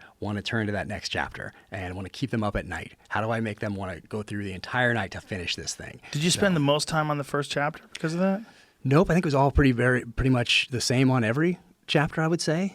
When you go back to edits is really where you spend time dialing it in. And gosh, I'm trying to remember. There weren't very many edits on the first one from New York. I thought there was going to be a ton, but because I had that yellow sticky from listening to your show with Stephen Pressfield, and I had that thing that said revenge, I tied every single paragraph, chapter, whatever, had to directly, or more importantly, indirectly tie back to that theme to keep the reader going. Same thing with the second one. Had to directly or indirectly tie back to redemption somehow, even if it was very subtle. What was the theme for Savage Son? The dark side of man. So it explores the hunter versus hunted dynamic through the dark side of man. So really finding out, hey, is James Reese the protagonist? Is he a killer? Is he a soldier? What is he? Is he a hunter, or is he all three of these things? So exploring that, because a lot of us are drawn to these jobs where we're defending our country, defending the guys to our right and left when we're downrange. So why are we doing that? Is it because of his country? Well, people have been doing this from the beginning of time. They've been defending the tribe. They've been picking up the same type of weapons to provide meals for that tribe. They've been passing down lessons on how to hunt and how to defeat other tribes in battle, to ensure the success and the continuation of their bloodline. So why are we still doing that today? Is it all for God and country, or is there something more? And so that's what I was really exploring with the other one, but the third one. But yeah, the important thing is to get to the end of that chapter and to have the person want to turn the page and to look forward, and also to establish a relationship with the character. Like, I knew creating James Reese, I wanted him to be a likable guy. Like, I don't want people don't want to spend time with someone they don't like. That's like, why would you do that? So I wanted people to invest in this character, to like him, to want to sit down and have a beer with him. But also he needed to have that background, the training, the experience to be able to flip that switch when everything's taken away and essentially become the terrorist, become the insurgent that he'd been fighting for the last, at that point, 16 years at war, and use those tactics, techniques, and procedures that work so well against us from the enemy side in Iraq and Afghanistan, and use those here on the home front. So it's more than just a story of revenge, that first one. It's really also about someone who comes home and brings the wars from Iraq and Afghanistan home to people who have been sending young men and women to their deaths for close to 20 years now. So it's you can read it at a couple different levels depending on how much you want, how deep you want to go into it. Now, when you sent it to her, how long did it take before they responded? Almost immediately. Really? Yeah, it was so cool. So I sent it off. I'm super excited. I totally remember because after I mailed it, I'm in the street walking back to the Land Cruiser, and this crazy lady walks out into the street from around the corner in this nightgown, and I'm like, what's going on? And she's like, there's a dead rat in my house. Can you help me? I'm like, what?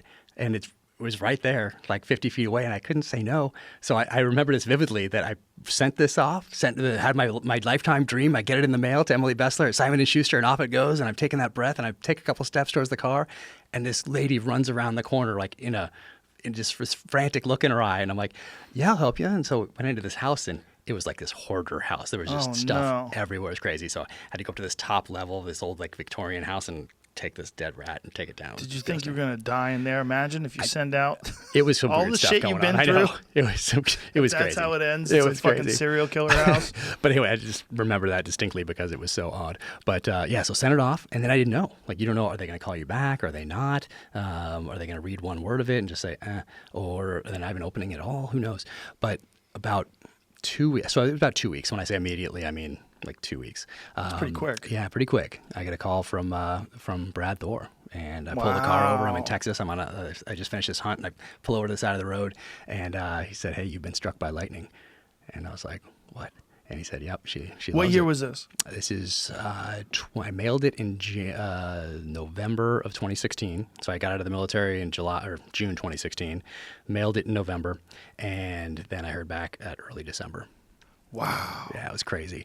And yeah, he said she loves it and she wants to publish it. And later I found out that she called him because he's their political thriller guy.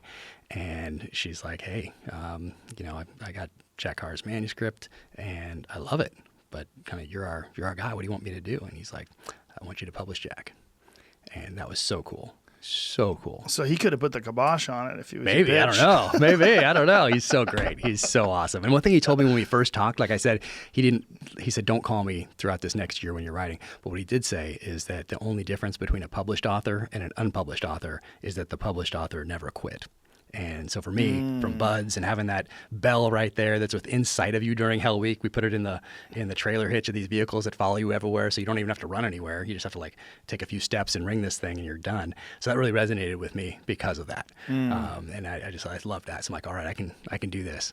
And I always knew I could anyway because I had that background and had that foundation. I knew what I was going to do, and I was so excited. So anyway, he told me that next couple weeks later, or mid-December, I fly to New York and we sit down. I think think she wanted to make sure that I wasn't a crazy person. So we get to New Well, York. especially after you read your books. Like, who the Good point. fuck is coming up with this shit? Good point. In that first one, well, I'll tell you that. There's the first one. There's like in this third one, if you've got to the torture scene yet, well, there's something similar. I read the whole book. Nice. Or went through the whole book. So there's yeah, a torture I've been through the torture scene. Yeah. So there's that one, and then in the second one, there's another torture scene, and then in the first one, there's one that I got from the Shining Path guerrilla movement in South America, and what they used to do is, and they got it from somewhere too, but they'd essentially eviscerate you while you're alive and make you walk around a tree, so your intestines are now wrapped around this tree, and then the jungle eats you alive.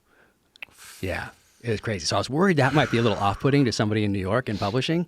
But later I found out that that's like everyone's favorite chapter from the book, especially people you wouldn't expect, like librarians and like people absolutely love it.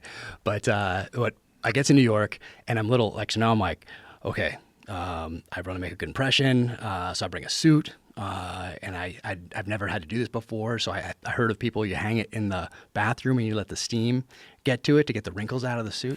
So I do that, and I'm getting ready, and then I go to put the suit on. It's soaking wet, and it's December. It's New York. It's freezing. I don't have like a coat like other people in New York have, or scarves or whatever they wear. And so I put this thing on, and I walk. I'm like soaking wet, and I have to walk to this coffee place.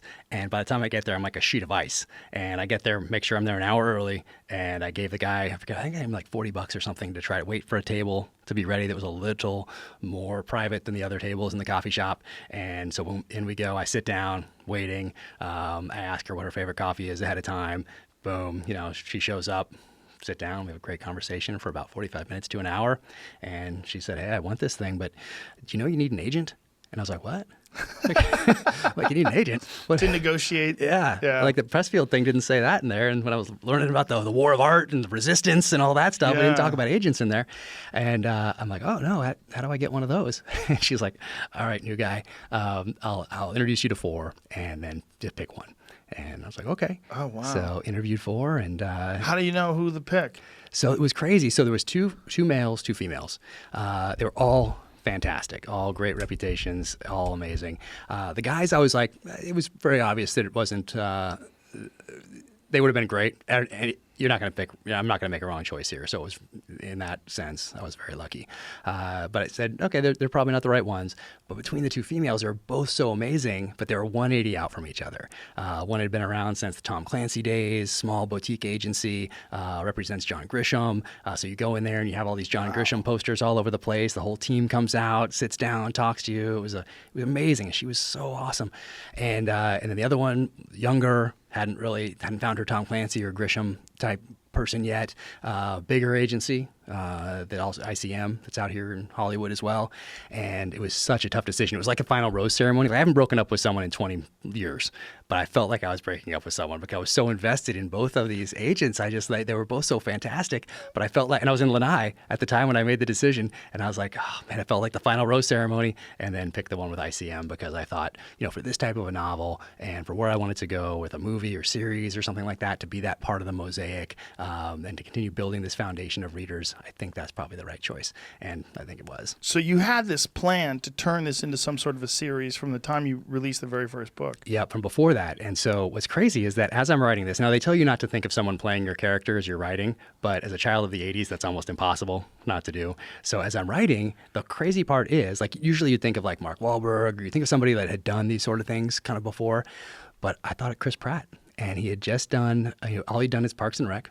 And he had a small role in Zero Dark 30 where he plays a SEAL. He has like a couple lines in there. And for some reason, I'm like, that's the guy. Really? That's him. I had no connection to him.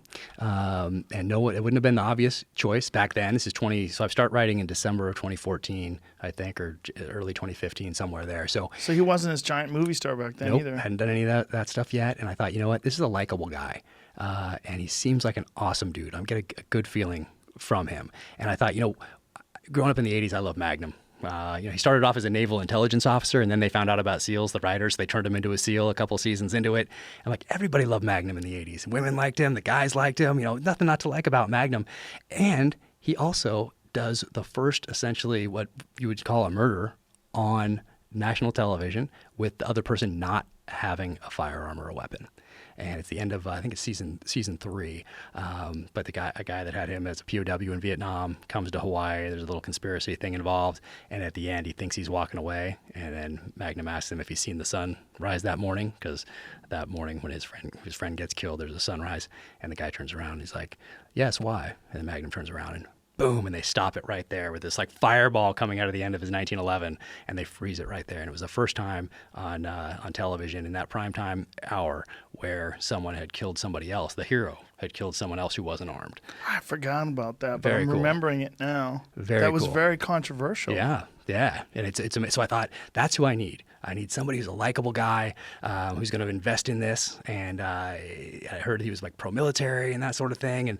And Chris Pratt's the guy. And that's all the thought I gave to it. You couldn't have picked a better guy. So awesome. And who knew what he was going to turn into with Jurassic Park and all? He hadn't done Passengers. He hadn't done anything serious yet. But I also thought about, because I've been studying this since my whole life, and I thought about in the 80s, look what Tom Hanks did in the 80s. You know, he's in Bosom Buddies, he's in Dragnet, he's in The Burbs, he's in Joe versus the Volcano.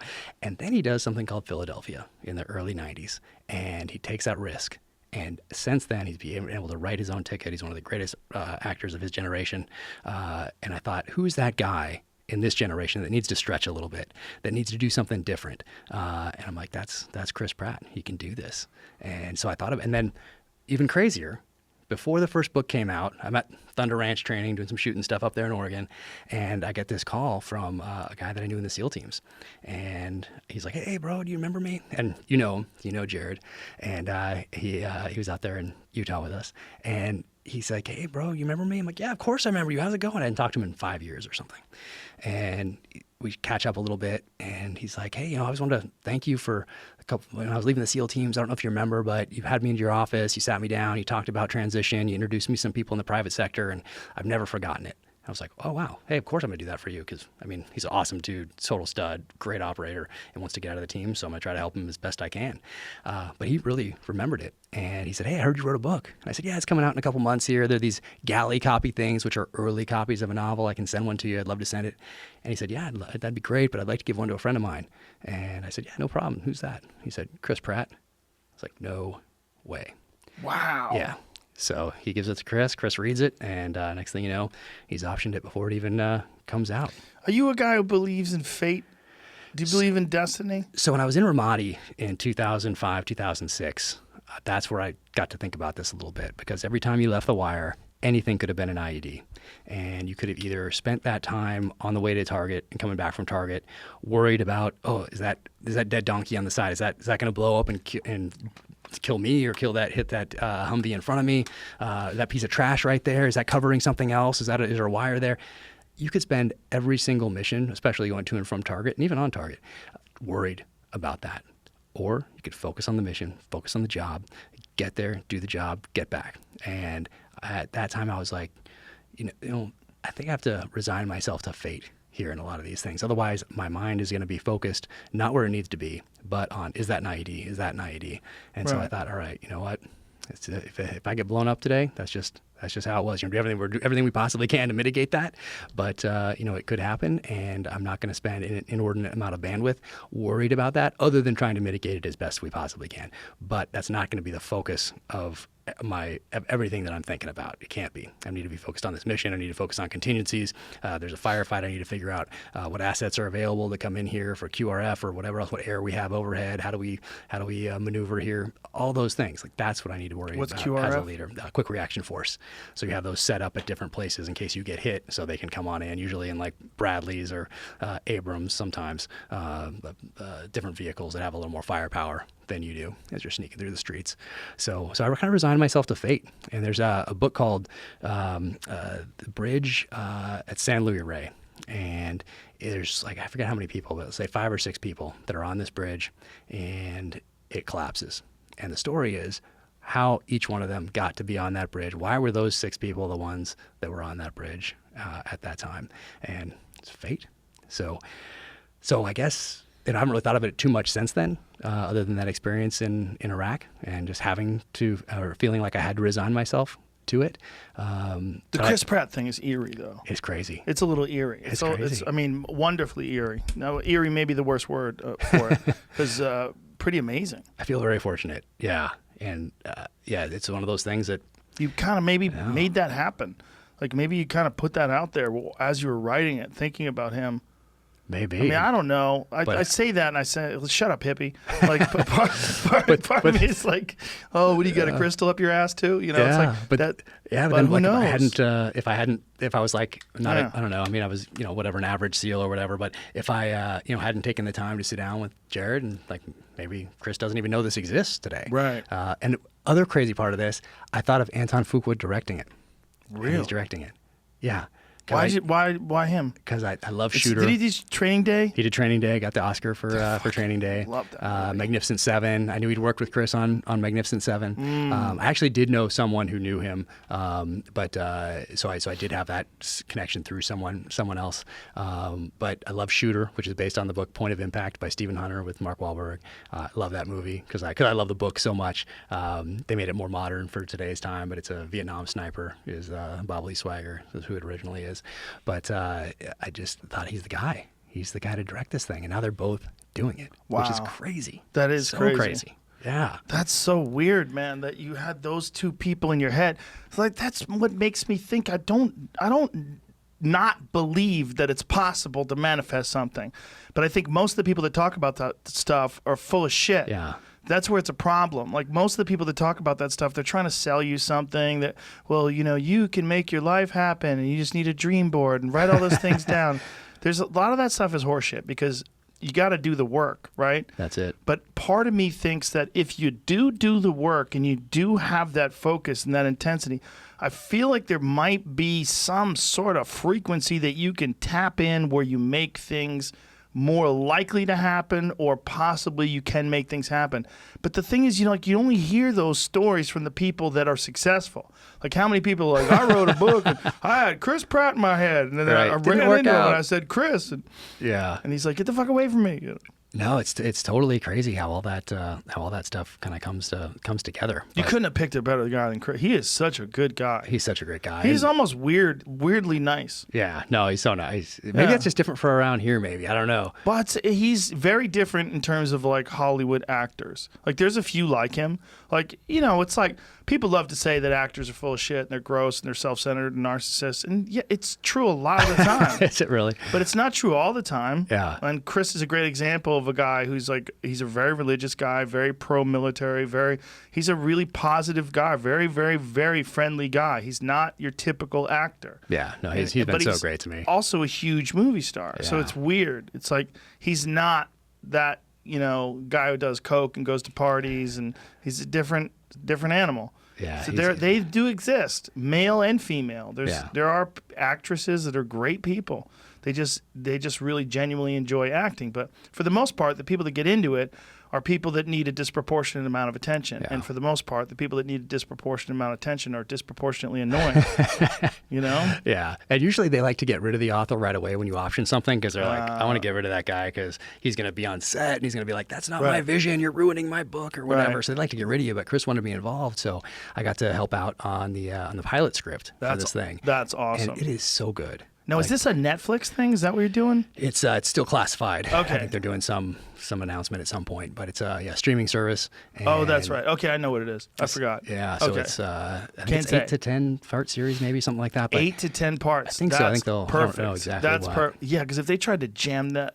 I don't think it would work if they tried to do a movie. Well, you don't have to anymore. Yeah, it's great. People like. And now he looks genius, right? Yes. Like, especially now. Yes. So it looks like such a good move. Another crazy fate thing is because when you were doing that, when you were writing that in 2016, the streaming thing wasn't what it is today. Right. And even when we did the deal, it was like a movie. It was kind of like that. It was early 2018 when we did the deal, and it's like, well, do you have a series or movie? So it's both. It could be both in the contract, and then they decided to do the series, earlier on before COVID even was on the radar.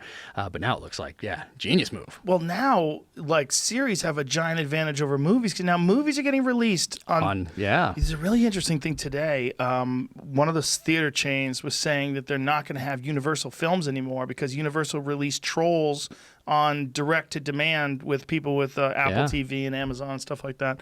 So these cinemas are now going to war, like publicly going to war with the studios because they're saying, hey, you need to release your fucking movies in our theaters. We Yeah. got a business together.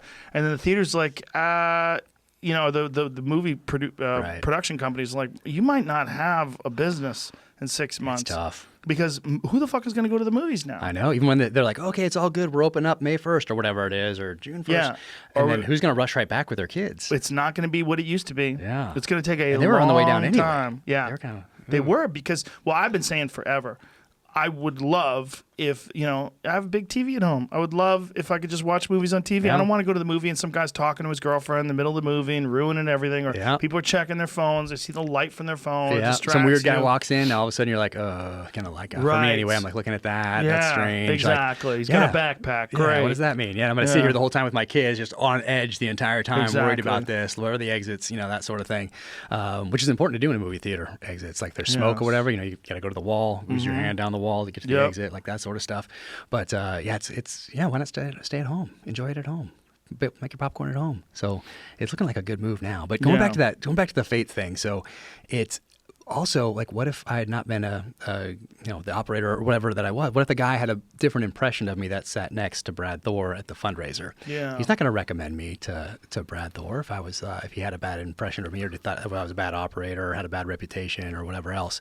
Like, he's not going to even mention my name to Brad Thor. So all those little things that kind of came together. Or what if I didn't read growing up? What if I didn't read all these guys like David Morrell, who created Rambo in 1972, or read Brotherhood of the Rose early on, which also solidified me to go into the SEAL teams? I was already on the path, but he has one sentence in that book, Brotherhood of the Rose, that talks about SEALs. And I had such a good time, such a great experience reading that novel that I knew that one day I'd write in the same genre as he does. And now he's a dear friend now. He's an incredible guy. So all those little things just kind of they happened, but I did them because I was passionate about them. I was passionate about reading, passionate about writing, passionate about serving my country, passionate about being the best operator I could possibly be. So I was always focused on those things. And then, these other things it helped. It helped propel this whole thing forward. So That seems like the formula for success in everything. Really, it really does. Like being passionate about something, focusing all your attention and all your energy, and really trying to do your best at something.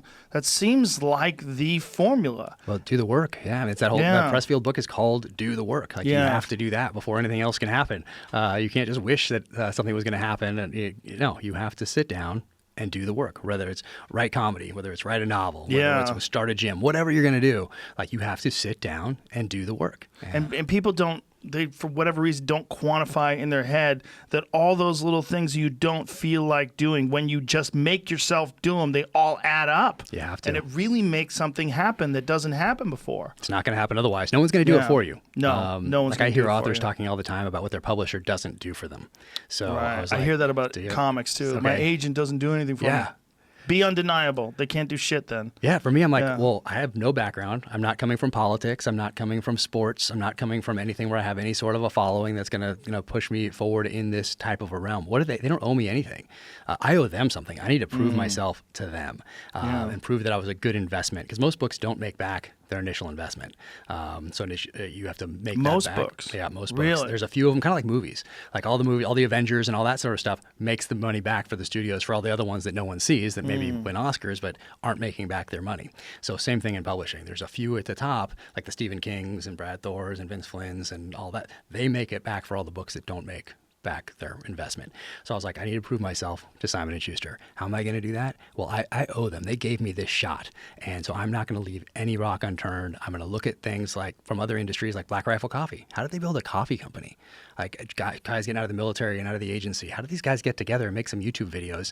And all of a sudden now they have this amazing company. Well, it's a great product. Huge company. Yeah. It's an amazing product at its base. But you know what else they did? Oh, they did some advertising. They did some marketing. They did their own marketing on advertising on social media platforms. And they connected with other people that had similar interests or that they thought might be able to then grow the brand and also help those other brands along the way. Well, it's also this.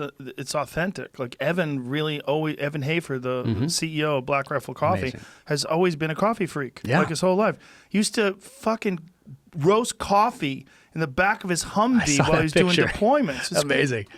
Yeah, he's great. And when he takes you through, you sense that passion. So when he Yeah. talks about coffee, it's like me talking about writing. You can sense that passion, and it's incredible. I learned so much about coffee from him. Now I'm turning into more of a coffee snob. Like before I wasn't, but now that I know him and know those guys and have seen the process, and now I'm a total coffee snob. Does he give you a hard time because Reese likes honey and a little bit of cream in his coffee? Not as much as I thought he would, because when he makes coffee, it's really good without anything in it. Like when he knows what he's doing, and they do that thing with the glass deal and the whole thing. It's awesome. He measures it out, and they weigh it and the whole thing. It's awesome. For me, I mean, getting up in the morning, it's chaos. The kids are, it's insanity. And so we just hit the coffee maker. Black Rifle Coffee's in there, and I toss in some honey, toss in some cream. So that's you. You're the honey guy. Yeah. Oh, yeah. So okay. I want to make my character Did anybody relatable. give you shit about putting honey in your coffee? Yes. So in the SEAL, just like the protagonists of these stories, they like their coffee black. Well, in real life, a lot of SEALs and Special Forces guys like their coffee black also. They like to suffer. And I guess, but I always liked, can I get that latte? Can I get that caramel macchiato latte? So I always did that. And then I found out about honey and coffee and honey and tea later. But it just was very natural for me to write that into the character because he has a background similar to me as a former Navy SEAL sniper that becomes an officer. And he's at this point in his time in uniform where he's going to get out and take care of his family, which is where I was when I started writing it. So I wanted him to be relatable. I didn't want him to be this superhero. I wanted him to be someone that was good at some things, like kicking indoors, like taking sniper shots, some of the things that I'm okay at. But then also surveillance side of the house, some of the things that we don't typically do in the SEAL teams. Maybe he's not as good at those sorts of things. And maybe he drives a FJ62 Land Cruiser because I love Land Cruisers. And there's also, that whole subculture of people that love Land Cruisers that you can bring into the fold also. So it's very natural for me to talk about those vehicles and then to develop characters by talking about, Defender 110, Land Cruiser, give each other a hard time, whatever else, or 9mm versus 45 or whatever. Just use those things as character development tools. So it was very natural for me to add honey and cream to the protagonist's coffee because that's what I drink at home daily. Yeah, that's got to be the interesting one of the many, many interesting things about writing a character is that you can incorporate your own little quirks and Resco watches. That's right. You notice that? Yeah, Resco watch in sure, there. I Yeah. have a Resco. Nice. All the different stuff that and the gear thing too. It's like you're very meticulous and very specific about the type of gear and how he prepares everything. Yeah, it'd be very, very odd for me not to do that. And some people don't like it. And there are plenty of books where someone takes the safety off on their Glock before they shoot someone or something like that, or they click it off on a revolver or whatever. Like there's plenty of books out there that do that. Right. And I won't make a mistake that egregious. I'm sure I'll make a mistake at some point for the people that really get But in when there. you see a mistake like that, doesn't it take you out? A little bit. It's like, I'm going to try not to pay attention. It's kind of like come watching a on. movie where they really kind of jack something Yeah. up, and I'm like, because the worst thing to do is watch a SEAL movie with a SEAL or a police movie with a cop or whatever that's going to tell you about all the mistakes, so you can't enjoy the film. So I try to just enjoy them for what they are, but it does take you out, and it's like, what else did they get kind of not right if the guy's like flipping the safety off on this Glock? Or You're it's right. So for me, it's very natural to incorporate that gear, and it's also very natural for me to talk about it because I was so into it for so long that I know a lot of people in these industries. And like this is an Aries watch right here. Guy was at the CIA. He's friends with Evan Hafer. So I had to talk to Evan and be like, hey, is this dude legit? And he's like, oh yeah, he's legit. So like all that stuff gets woven in there as well. And it's just so natural for me to do. And also, when I see somebody, I can tell a lot about them by what they're carrying, how they're carrying it, what kind of belt they're using, what kind of shoes they're wearing, what kind of knife is in their pocket. Like I can tell a lot about them. It tells a story immediately. So I'm reading them without them saying one word. And so my characters do that as well. And then I use those tools to describe other characters that aren't me, that aren't a SEAL, that aren't somebody else.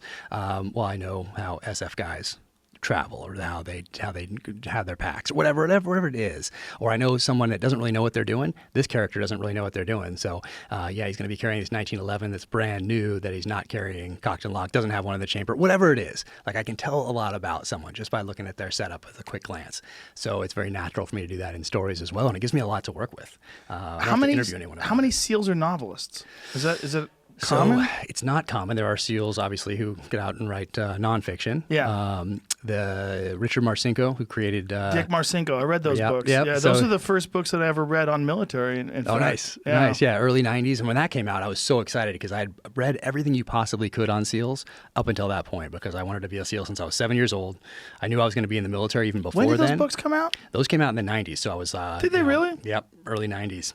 That was the first one I called Road Warrior. felt like I read them. Yeah, I read Road Warrior. I felt like I read them before then, but I guess that makes sense. Yeah, 90s time is a kind of long blends. time ago. Yeah, I know. Time Yeah. kind of blends together. So when I found out, hey, there's an autobiography coming out about the guy that started this command, Dam Neck on the East Coast, this counterterrorist unit, I was so excited to read that book. Wasn't there an issue, too, where people were kind of upset that he was telling these stories? I think so, but as a kid reading that, you Yeah. don't know any of that. You don't know Right. any of that backstory. You're just like, oh, this is amazing. He Yeah. must have had an incredible life to be able to write a book. And the first commanding officer of Delta Force wrote a book called The Delta Force in, I think, 1986, which really goes into the Iranian hostage crisis and what happened at Desert One in 1980. And that was a very formative time for me because I knew I was going in the military.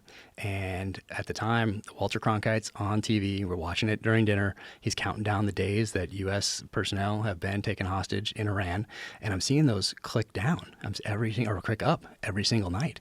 And I'm wondering, and I see the pictures, black and white photos of U.S. military and people from the State Department. I didn't know that at the time, though. I just see a guy in a suit and a guy in a military uniform, blindfolded in black and white photos on the cover of the newspaper. And I'm wondering why is the United States standing by and letting this happen, even though I'm 6 years old at the time? I'm like, why is this happening? Why don't we go in there and get those guys? And then Desert One happens. And, of course, that's on the mind. It still shades everything we do as a in special operations. There's a big black eye for the country, special operations in general. Explain to people what happens. Many people don't know. So about 6 months after the hostages were taken in Iran, so they were taken, I think, in November of 1979, and about 6 months, they were eventually held for 444 days. But about 5-6 months into that, we made an attempt to rescue them. So they're being held at the embassy still in an adjacent building, I think.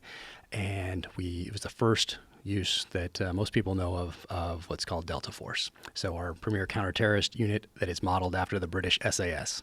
And the British SAS has been in service for a long time. So we had guys that went through their program in the 60s even, and they took those lessons and created ours because late 60s, mid 70s, there's a lot of hijackings. We have the Munich Olympics. We have all these terrorist events, and we don't really have a good way to counter them. And so Delta Force is created, and their first test was Operation Eagle Claw to rescue the hostages in Iran. So anniversary of it just happened the other day. So April 1980, we give it a shot, and it didn't work out. So what happened was we have Marine pilots flying these Sea Stallion helicopters off. I think it was the USS Nimitz, I think. So they're flying off an aircraft carrier. They're meeting the assaulters from Delta Force, who are flying in on C-130s from an island called Masira in the Gulf of Oman, a place where we would then launch into Afghanistan years later. Interestingly enough, I spent a little time there.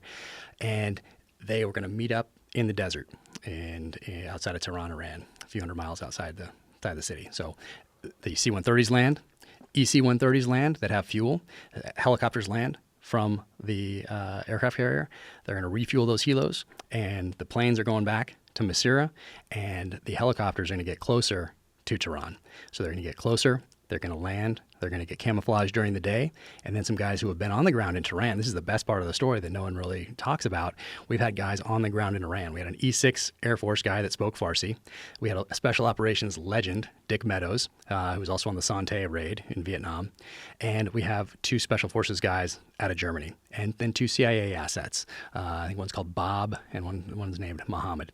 And they had to get vehicles out there to the hide site where the Delta Force guys are, and then they're going to assault. They're going to go in, they're going to retake the embassy, they're going to get the hostages, and then the helicopters are going to take back off, land in a soccer stadium next door, and they're going to exfil from there. So what happened was the planes land, helicopters some of them have mechanical problems, a couple get lost in the sandstorm. They needed 6 to do the mission. They launched with 8. Less than 6 make it to that link-up point in the desert, so they have to scrap. It's called no-go criteria. So it takes the decision essentially away from the ground force commander, because ahead of time he knows that, oh, if we have 4 helicopters, we can't do this mission. So instead of being on the ground saying, okay, we have 4, how many guys do you have? Can we do it with this? Those decisions have been made ahead of time in the planning process. So the helicopters land, not enough. They scrap the mission, they abort, and what would have happened is they would have gone back and they would have reconstituted and gone after the hostages a few days later. But one of the helicopters, in refueling, collides with one of the EC-130s. Huge explosion, 8 U.S. servicemen die, and so they don't go take the hostages. They don't go back for the hostages again a few days later. Iran moves the hostages, different locations all over Iran to make it a lot more difficult if we had gone after them again. But the next day, President Carter makes an announcement, said we tried to get the hostages, didn't work, had this disaster in the desert, and it was a big black eye for his presidency and for special operations in general. But the important part, we took those lessons and we applied them going forward. So now we train all together instead of having all these pilots and assaulters and all these people that have never really trained together up until that point. Well, now we do. Now we have a special operations command. We all train together. So pilots are trained. You're doing all this stuff together. So when 9/11 hit, all those years later, we're much more prepared because of what happened at Desert One. So that's how we honor those guys that died. That's how we honor that mission, is by taking those lessons and apply them going forward. And that's what you, interestingly enough, that's what you do in life also, when you have to learn these lessons and apply them going forward. It's all about how you apply them going forward. Well, that's a huge advantage for you as an author, to have all that information and to have that legitimate background, like to be writing about these things. Like we were talking about guys who are writing about taking safeties off Glocks, people that really don't know what they're writing about. When they do, it's like, I mean, you can be creative and pretend you're a ballerina without have ever Right. ballet danced, but I don't think it's going to be the same. And there's an authenticity to the way you write, and to the one book that I've read, at least Savage Son, where there's a frequency that you tap into that is a frequency of a person that has experienced this stuff in real life. You're not imagining. You know, there's a lot of stuff where people write about things where they're imagining. Yeah. You know, there's a movie called Warrior, where it's an MMA movie. Oh, yeah. Yeah, that's a great one. They fight 2 days in a row, and when they fought 2 days in a row, I'm like, get the fuck out of here. I'm watching. I'm like, what are you talking? You can't fight 2 days in a row. Have you ever seen someone the day after a fight? They look like they're fucking Elephant Man. Right. Their whole body's a mess. Everything's swollen. Like, this is nonsense. But someone that doesn't know is like, Exactly. oh, I'm gonna have this in the story. He's gonna lose the first night, but the next night he's gonna go in and he's gonna win. Exactly. They It's do hard. things that take you out of like you. If it's a world they don't really know about, and they're writing about this world, whereas you're writing about a world that you were so deeply embedded in for all those years, that when you're writing about it, it's really compelling. It's very interesting. Oh, thank you. Yeah, I incorporate some real world stuff in there too, like a shot that I didn't take into Jaffa Iraq, and I fictionalize it by having it a memory from Fallujah, and so I morph it around a little bit, but the passion is there, the feelings and emotions behind it are there, and it's woven into the first story, and then and so it was very therapeutic. I got to take, and I was very lucky. Downrange, like you can do all the right things in combat. Like if you were to whiteboard something out here and we talk about tactics and all the rest of it, you could make those exact same right decisions downrange and things can still go south and people can die. Then the other is opposite true. Like you can make all the wrong decisions, quote unquote wrong decisions, and things can work out just fine. It's like life, right? Yeah, like life. Yeah. So whether you made mistakes or not, point being, you're going to have a hard time dealing with them later. And for whatever reason, whether it was luck or whatever else, I sleep very well at night because of the things that I was involved in downrange. But I still got to tap into them and put them into the story. Now, going back to what you said about SEALs writing books, interestingly enough, in the first book, there's an interrogation scene, an interview. Meaning not a torture scene, but sitting down with NCIS, so the Naval Criminal Investigation Service. And so some bad things. My career wasn't all wonderful. Like the downrange stuff, very lucky, very fortunate to be in a couple right places at the right times to do some interesting things. But when we got back, a good buddy of mine, Mark Owen, he writes a book called No Easy Day. And that's the one about the Bin Laden raid. And that one, that was like a tipping point because in our community at the time, there'd been Act of Valor, that movie with SEALs, active duty SEALs playing characters in an actual movie. There were other books out there. So there was already discussion happening like, hey, are we too much in the limelight here? We're supposed to be these quiet professionals. But, going back in time, I read all these Vietnam books growing up and every autobiography I could about people in the military. Grant has his memoirs or whatever. So there's a precedent, not just in this country, but worldwide, of people getting out, talking about their experiences. And that's part of a first-person account that historians will use later. Is it frowned upon at all? So it was starting to get even more and more frowned upon right up to that point, and that was the tipping point. So when that book came out, that's when everyone said, or not everyone, senior level leaders were like, okay, stop, I'll stop. And they really, well, because of that book, they went and all the investigations that happened, they went in and essentially anyone that had a connection with him, they pulled in and investigated as a way to put pressure on him to get what they wanted. So I was one of those guys. I've known him since 99 or something like that. So we've been dear friends since that time. And so we have emails going back all these years. So I got pulled into this interrogation room and they pulled out single personal emails, single sentences, totally out of context, to try to get me for something that would put pressure on him. And they did that not just with me, but with almost anyone that had some sort of a connection with him. They investigated because he's already out of the military at this point. So things that you said totally out of context, like joking around about something, or just statements about things. Just statements like, what did you mean by this? And I used that in the first novel because I'm sitting there in this interrogation. You got these guys across from you, and essentially NCIS from my perspective, are people that they couldn't make it into the FBI or the CIA, and they weren't tough enough to be street cops. So now they're busting people on piss tests in the military and that sort of thing. Actually, my first experience with them was after September 11th, and I think we're all on the same team, and we're doing these shipboardings in the Northern Arabian Gulf to enforce the UN embargo for oil tankers that are leaving Iraq and then going to Iran. And so our job was to take those ships down before they got to Iranian waters, and then the UN would take over after that. But it was a really interesting time because it's like a cop pulling over someone and you're walking up and you don't really know what's going on. And so they would come out of Iraq. They had all these metal over all the windows. It cut off all the ladders on the ship, so you'd have to use a caving ladder to hook and climb up, and then you'd have to breach and get inside these things and get them back into the Gulf before they hit Iranian waters. Otherwise, you had to get off. So it was kind of a crazy deal. But during and we're doing a couple nights on, couple nights off, that sort of thing with another platoon, and then NCIS shows up.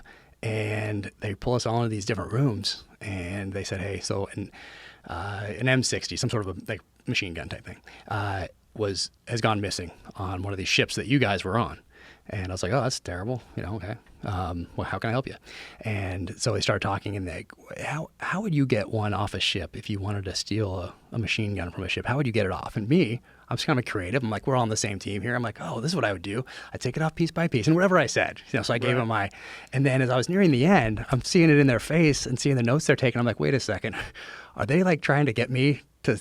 I didn't take an M60 off a ship piece by piece. We were only on there for the problem is you're an author, and I'm trying to think of this all through. Yeah, so I'm like, you're being creative. Yeah, so even back then I had a bad experience with them. But so what are they saying to you? Anyway, did you do this? They just start accusing you? In with the Mark Owen. Oh, in there, no, they didn't accuse me, but I could tell that things shifted as I'm getting so creative and telling them how I do it, and I'd mix it in with this, and we'd get it off like that. Get excited and smiling. Yeah, totally. Yeah, just like I am now. And then these guys are just like, anyway. So I kind of figured it out near the end, and I'm like, oh wow, something's not feeling quite right here. Like these guys are just after a win. That's what they're just trying to get somebody. That's their job, and if they can get a SEAL, even better. So after Mark Owen wrote the book No Easy Day, same thing, and you saw these guys across the table, and this is years later, so it wasn't like immediately. They went after some guys immediately, whatever, but they put all this together over a long time and followed all these strings. What was their ultimate goal? What did they want? I think they wanted to build a case against him, a criminal case against him. For what? For not submitting his book to the Department of Defense for review. Is that so they can redact certain things that are classified? Yeah, which is why I was hypersensitive to it, and even though mine are fiction, I submitted them. Is that protocol? So when all those things in your book where it says redacted, is that why it's redacted? Really? So it's because of them? Yep. So they made me hypersensitive to it. So no other author of fiction that has the security clearances that I had. No one else submits fiction, but I was so just tied to this because of my experience with the Mark Owen book and what they tried to do. I was like, I just want to make sure. Right. And what they've taken out, absolutely ridiculous. So the first book, I didn't appeal it because they took 45 days to do it, which I thought was pretty good because they say they'll take 30. And I thought it's pretty good. They took out 9 lines or something like that, which was fine. But the second one, a month goes by, then 2, then 3, then 4, then 5, then 6. And they get almost to the 7-month mark when they finally get back to me. So at this point, we had to push the publication date out of April to the summer. And it's like a movie, trying to figure out like when you don't want 2 Avengers movies coming out at the same time from the same studio. Right. So these are thought well ahead of time. So it was not convenient to have to push it all the way to the end of July. So it was a pain. And every single thing in there that was blacked out, my attorneys found in publicly available government documents. So not just like on Wikipedia or from somebody else that wrote a book or whatever. No. Publicly available government websites, government documents that anyone on earth so they can download. had done their due diligence to check if that stuff had actually been released already publicly. My lawyers did. Yeah, but the people that those guys, no, the people you submitted to at the Department of Defense, they just have this black pen and they're just just taking things out, and then they see, CIA, we'll send it off to the CIA, even though I don't work for the CIA, but they send it off, and then that starts the CIA clock looking at it. It's just it's ridiculous. And this is not something you had to do. It's by precedent, no. Because it's fiction. Because it's fiction. By precedent. Now, like we talked about those laws earlier, 3 felonies a day. Yeah. The laws are written, if you look at them, very broadly so that the government can interpret them the way they want to. And that didn't always used to be the case. If you go back 50 years, the idea was you had to write a law that the average guy could understand when you looked at it one time, read it, it's evident what that law means. Not anymore. The language involved, how long they are, how tough they are to decipher, even for attorneys to decipher. So it's written in a way that they can come after anyone they want for anything, which is by design. And they used it to go after Mark Owen. They used it, even though that's nonfiction. Maybe should have. He went to an attorney that had experience in this space, which you would do. Who's the best attorney for this? Oh, the guy that did a book called Kill Bin Laden with someone from Delta Force. That guy has experience. I'll go to him. So he went to that lawyer who said, no, you don't need to submit this. So there's lawsuits and all sorts of stuff that are associated with that. But for me, what they did, this is years later, his second book, he sends it to me. So I'm getting ready to get out of the military. He sends me his second book and says, hey, what do you think of this? And so I read it and read it quick. And then I sent him like one note that said, hey, awesome.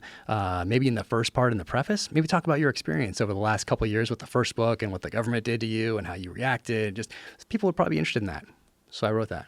So now I'm in this interrogation room with these NCIS guys, and that's one of the things that they pull out and said, so why are you editing classified material that hasn't been approved? But like, I don't know.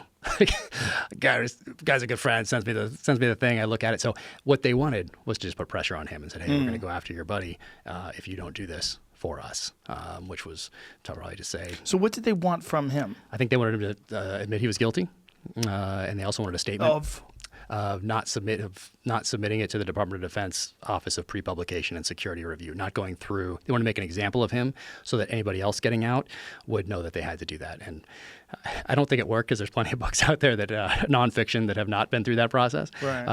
But that's what they wanted from him. They wanted all the money from it, which was significant. All the money. Yep.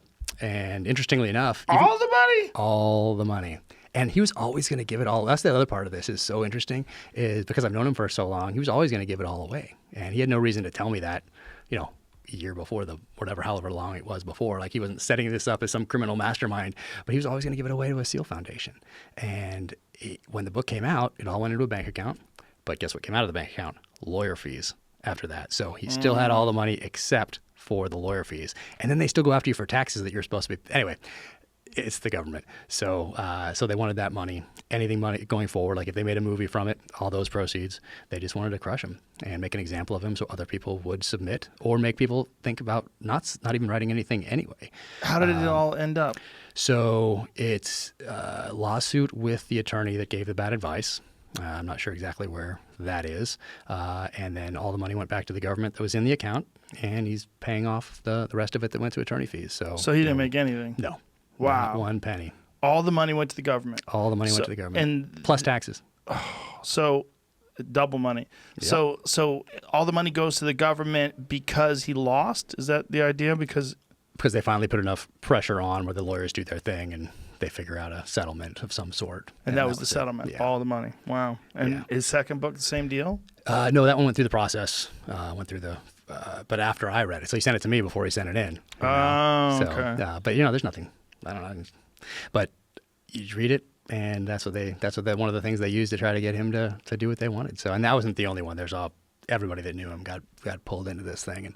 And but point being is that had that not happened, then that interrogation scene in my novel where James Reese sits down after what happens to his team, sits down with those guys across the table. And I changed it to Afghanistan, changed it from San Diego to Afghanistan.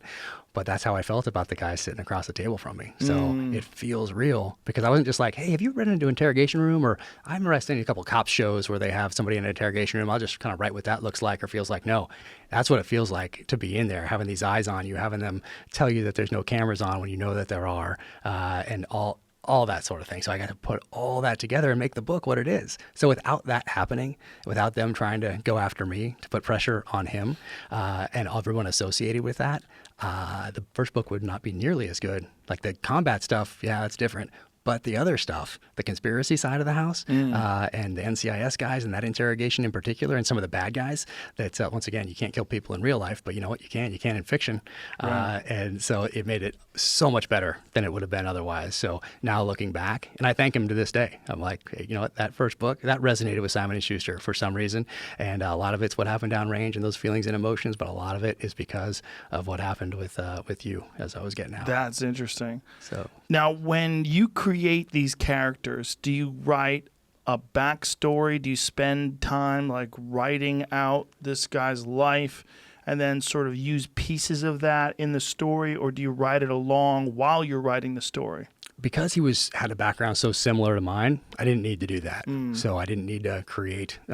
So now I am for this fourth one, because now there's so many characters that it's hard to keep spelling straight and background straight and all that sort of thing. So now I have these family trees and these characters written out on Scrivener, which is how I write it. Yeah, I use Scrivener too. I love it for stand-up. Oh, it's amazing. So good to organize things on the left side. Yeah. It's so cool. You hit that button and it all turns into like a poster board type thing. And I absolutely love Scrivener. But I didn't use that one until the third one. Up until that point, I was using Word and like copying and pasting and then scrolling and then putting it in where I wanted. And then, maybe I didn't cut because I was worried it was going to delete. So now I go back and now delete it. So it's so nice to use Scrivener like that. It just makes it so much easier to do that. So now I do, but at the beginning I didn't. With one novel and kind of creating, you have the story. So I wrote 6 or 7 different ideas down, like 1-page executive summaries as I was getting ready. And the one I wanted to start with was Savage Son. That was the one I wanted to start with. Really? But I knew the characters weren't quite at that place where I could explore the dark side of man. I needed to get readers invested in them, take him on a journey, much like I learned about Joseph Campbell and the hero's journey and the hero with 1,000 faces back in 1988. I had to take him on that sort of a journey and get him to that point where I could explore the dark side of man through these characters. So I had to start with that first one. It was very evident it's going to be the Terminalist. That's the one. So I took that 1-page executive summary, turned it into an outline. But if I came to a point in that outline where I got stuck, and this is the important part, I didn't say, man, readers aren't going to figure this out. They're not going to come along on me with this journey. That's not believable. I just went around it because I'm not on the battlefield. I'm solving problems on the page like I am. I'm adapting like I am on the battlefield. But you know what? I can sleep on it. And I don't have to solve this problem right now. I can get 5 months down the line and just continue going. And eventually I'm going to figure this problem out and it's going to work out. So I didn't let any obstacle stop me as I was writing that outline. And then I took that outline and started writing. And as I figured out those problems, then I would change the outline and I would adapt it so I could have a visual representation of what was going on. And then eventually about the 75% point, then I just discarded the outline completely and just kept writing. So Scrivener made that a ton easier for the third book because doing it in Word was a pain. There is apparently a way that you could set up Word to behave like Scrivener. Oh, really? Yeah, cool. I read an article on it, and I tried to do it, and I was like, I fucking give up. I'm just going to keep using Scrivener. I just love how Word, I write bits in Word because I can get it on my phone. I can get it on a computer. Just log into Microsoft Word, and it just shows me all the files, any laptop, any computer I use, any phone I use. It just goes right to it. Whereas like with Scrivener, you have to like upload it to Dropbox and then get it from Drop. It was a little bit. That's a pain. Yeah, no, I just do it in Scrivener, and then when I send it to the editor, I did that thing where it changes it to Word, and then I worked in Word the rest of the time. So I didn't go back to Scrivener after I did that. Once it's a finished product. Yeah, as finished as it could be anyway. What else has changed from the time you wrote your first book to now in terms of like your process and how you do it, and what do you think you're better at now than you were when you started? So the timeline is obviously compressed now. So I started writing the second one before I'd even submitted the first one to Simon & Schuster, because I was always going to write those two because of that John Grisham story and him not being able to give a time to kill away. So I was always going to write two. So I was already in Mozambique. I was already doing that research over there, already writing that second one. And if both of them didn't work out, then I was going to reevaluate my life choices. But I was always going to go all in on two. So point being, for the second one, I wasn't yet on that year timeline because there was no deal, hadn't even gone to Simon & Schuster. And then once the first one did get to Simon & Schuster, then they plotted it out, and I still had another over a year before it came out while I'm working on the other one. So this third one is the first one that I've had to be on that year-long timeline for. But I've had it in my head for so long. So this fourth one now is one where things are really compressed because, especially because of COVID-19, and having to adapt at the last second for this book tour and having to think of things that I wouldn't necessarily have had to think of otherwise, like helping these independent bookstores. Like, how do I drive business towards them? They're hurting so bad right now. How can I help? They were hurting before this, right? And then, well, people are going back to them. Yeah, they were hurting for a while, and then people were going back. Yeah, people like that page in their hand. They like to have that experience with someone that they know in their hometown. So, so those kind of bookstores were actually on the upswing. It was like the bigger ones. There was Borders that shut down years ago. Yeah, Barnes and Noble adapting ish. They're kind of hurting. So, but the little ones are like, hey, they're part of a Main Street, Park City. There's a bookstore there, the Dolly's. It's right there. Yeah, and been people that go place. in there. Yeah, it's great. Love it. They have a little chocolate place attached to it. Get some coffee, whatever. So it's great. So I figured, how do I help them at the same time? And what I did was do these signed book plates that you can only get through those independent bookstores. So if anybody wants a signed book, that's where they have to go. So did that. I have some merchandise on my site. All of that, it was already going 100% to these veteran-focused foundations that I had some sort of a touch point with because they'd helped friends of mine or whatever else. But now it's all going Center for Disaster Philanthropy, COVID-19 Response Fund. So there are things to talk about on interviews rather than, I just have a new book out. You can talk about how you're trying to help as you're launching, or talk about preparedness, talk about what the enemy's learning by watching our response to COVID-19 and how they're incorporating that into future battle plans, those sorts of things. So how to adapt, do virtual book signings, that sort of thing, or Q&As, using the technology that wasn't available 10 or 20 years ago, certainly 30, certainly 40 years ago to today. So I had to spend all that time doing that. So point being, this fourth one, when I get back from here, it's all in back on book 4, which will be great because I love writing. That's what I love to do. And the other side of it, the business side of it that we've been talking about, that is interesting to me because I'm learning something new. And I love learning new things. And I wouldn't be learning about branding and marketing and all this sort of thing if I didn't have a product, if I didn't have a book. And and I can help other people as they're getting out of the military, starting other businesses that aren't even writing related at all. Like I can help them and talk to them about my experience and what I've learned and how I've adapted because I had to. No one's going to hand this stuff to you. You have to go out there, prove yourself, get after it, do the work, and be smart about it. You have to study that landscape. So I studied social media for like a year before I even did my first post. And but I saw what people were doing. Yeah, I saw. Studied it. I studied. I saw what do I like, what do I not like, what's appropriate, what's not. Did you write this stuff down or did you just keep it on the head? No, kept that in my head. That stuff's pretty obvious, like what's appropriate and what's not. Like when someone walks into that general store, very clear what's how you should treat someone, whether they come in yelling and screaming or they come in asking for directions. Like same type of thing. So that's some basic stuff that a lot of people don't quite get. How fortuitous is it that you're writing about infectious diseases and then this shit goes down? I mean, if there's ever a person who got a gift by a tragedy. It's crazy because I'd done all that research in the fall and into the early part of the year. Did you go to Galveston, to the CDC? Did you go No. I talked to doctors that have been involved in infectious diseases and with the weaponization of infectious diseases. And then there's some books out there, a lot of stuff online, but the online stuff you have to be really careful about and check with other people that really know what they're doing, even though it's fiction. So I'd done all that part of it ahead of time. So what really changed for me as far as what I'm doing now and what I'm incorporating from this is what our response has been to COVID-19, because it's put obviously our economy into a tailspin. So what's the enemy doing? The enemy is looking at that and realizing, oh, look what this invisible virus has done to the United States what the Soviet Union couldn't do in 40 plus years of trying. So how do we incorporate that into future battle plans? Can we have a strategy even of failure? What if there's a threat of a bio attack?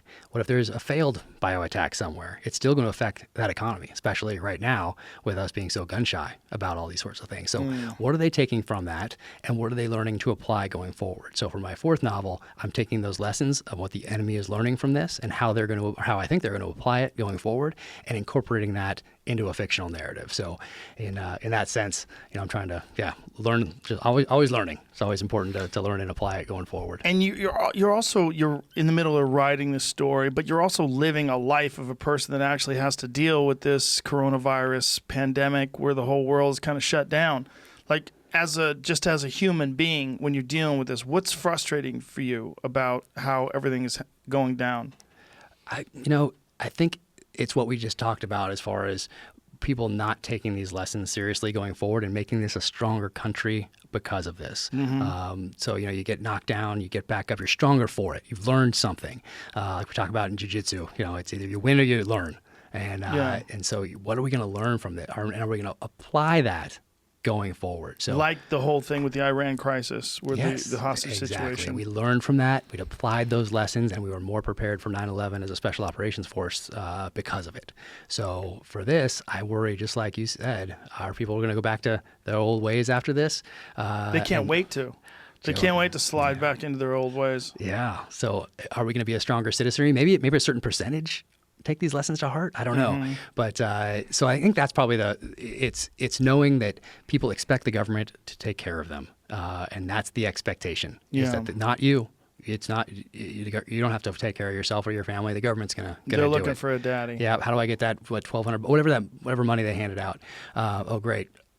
Well, you know what's even better? You being strong, self-reliant, self-sufficient, and having your kids look up and see how you're handling this and say, oh, well, mom and dad are either in the kitchen talking about how much they're worried about paying that rent or that mortgage, or they're in that kitchen maybe talking about it, even if they are worried, in a way like, hey, how do we do this better next time? How do we prepare as on the other side of this? And what are the things we can do now to get better prepared if this happens 2 months from now, a year from now, 5 years from now? And the kids can see that too. Or they see mom and dad in the kitchen talking about, hey, we are so lucky that we prepared for this. We were prepared financially. We had a little food here, whatever it is. And so the kids will take those lessons on, take those to heart, because they're very impressionable right now, especially as we have 14, 12, and 9. And they're definitely processing this, and they're catching things on the news, and they're talking to friends on social media.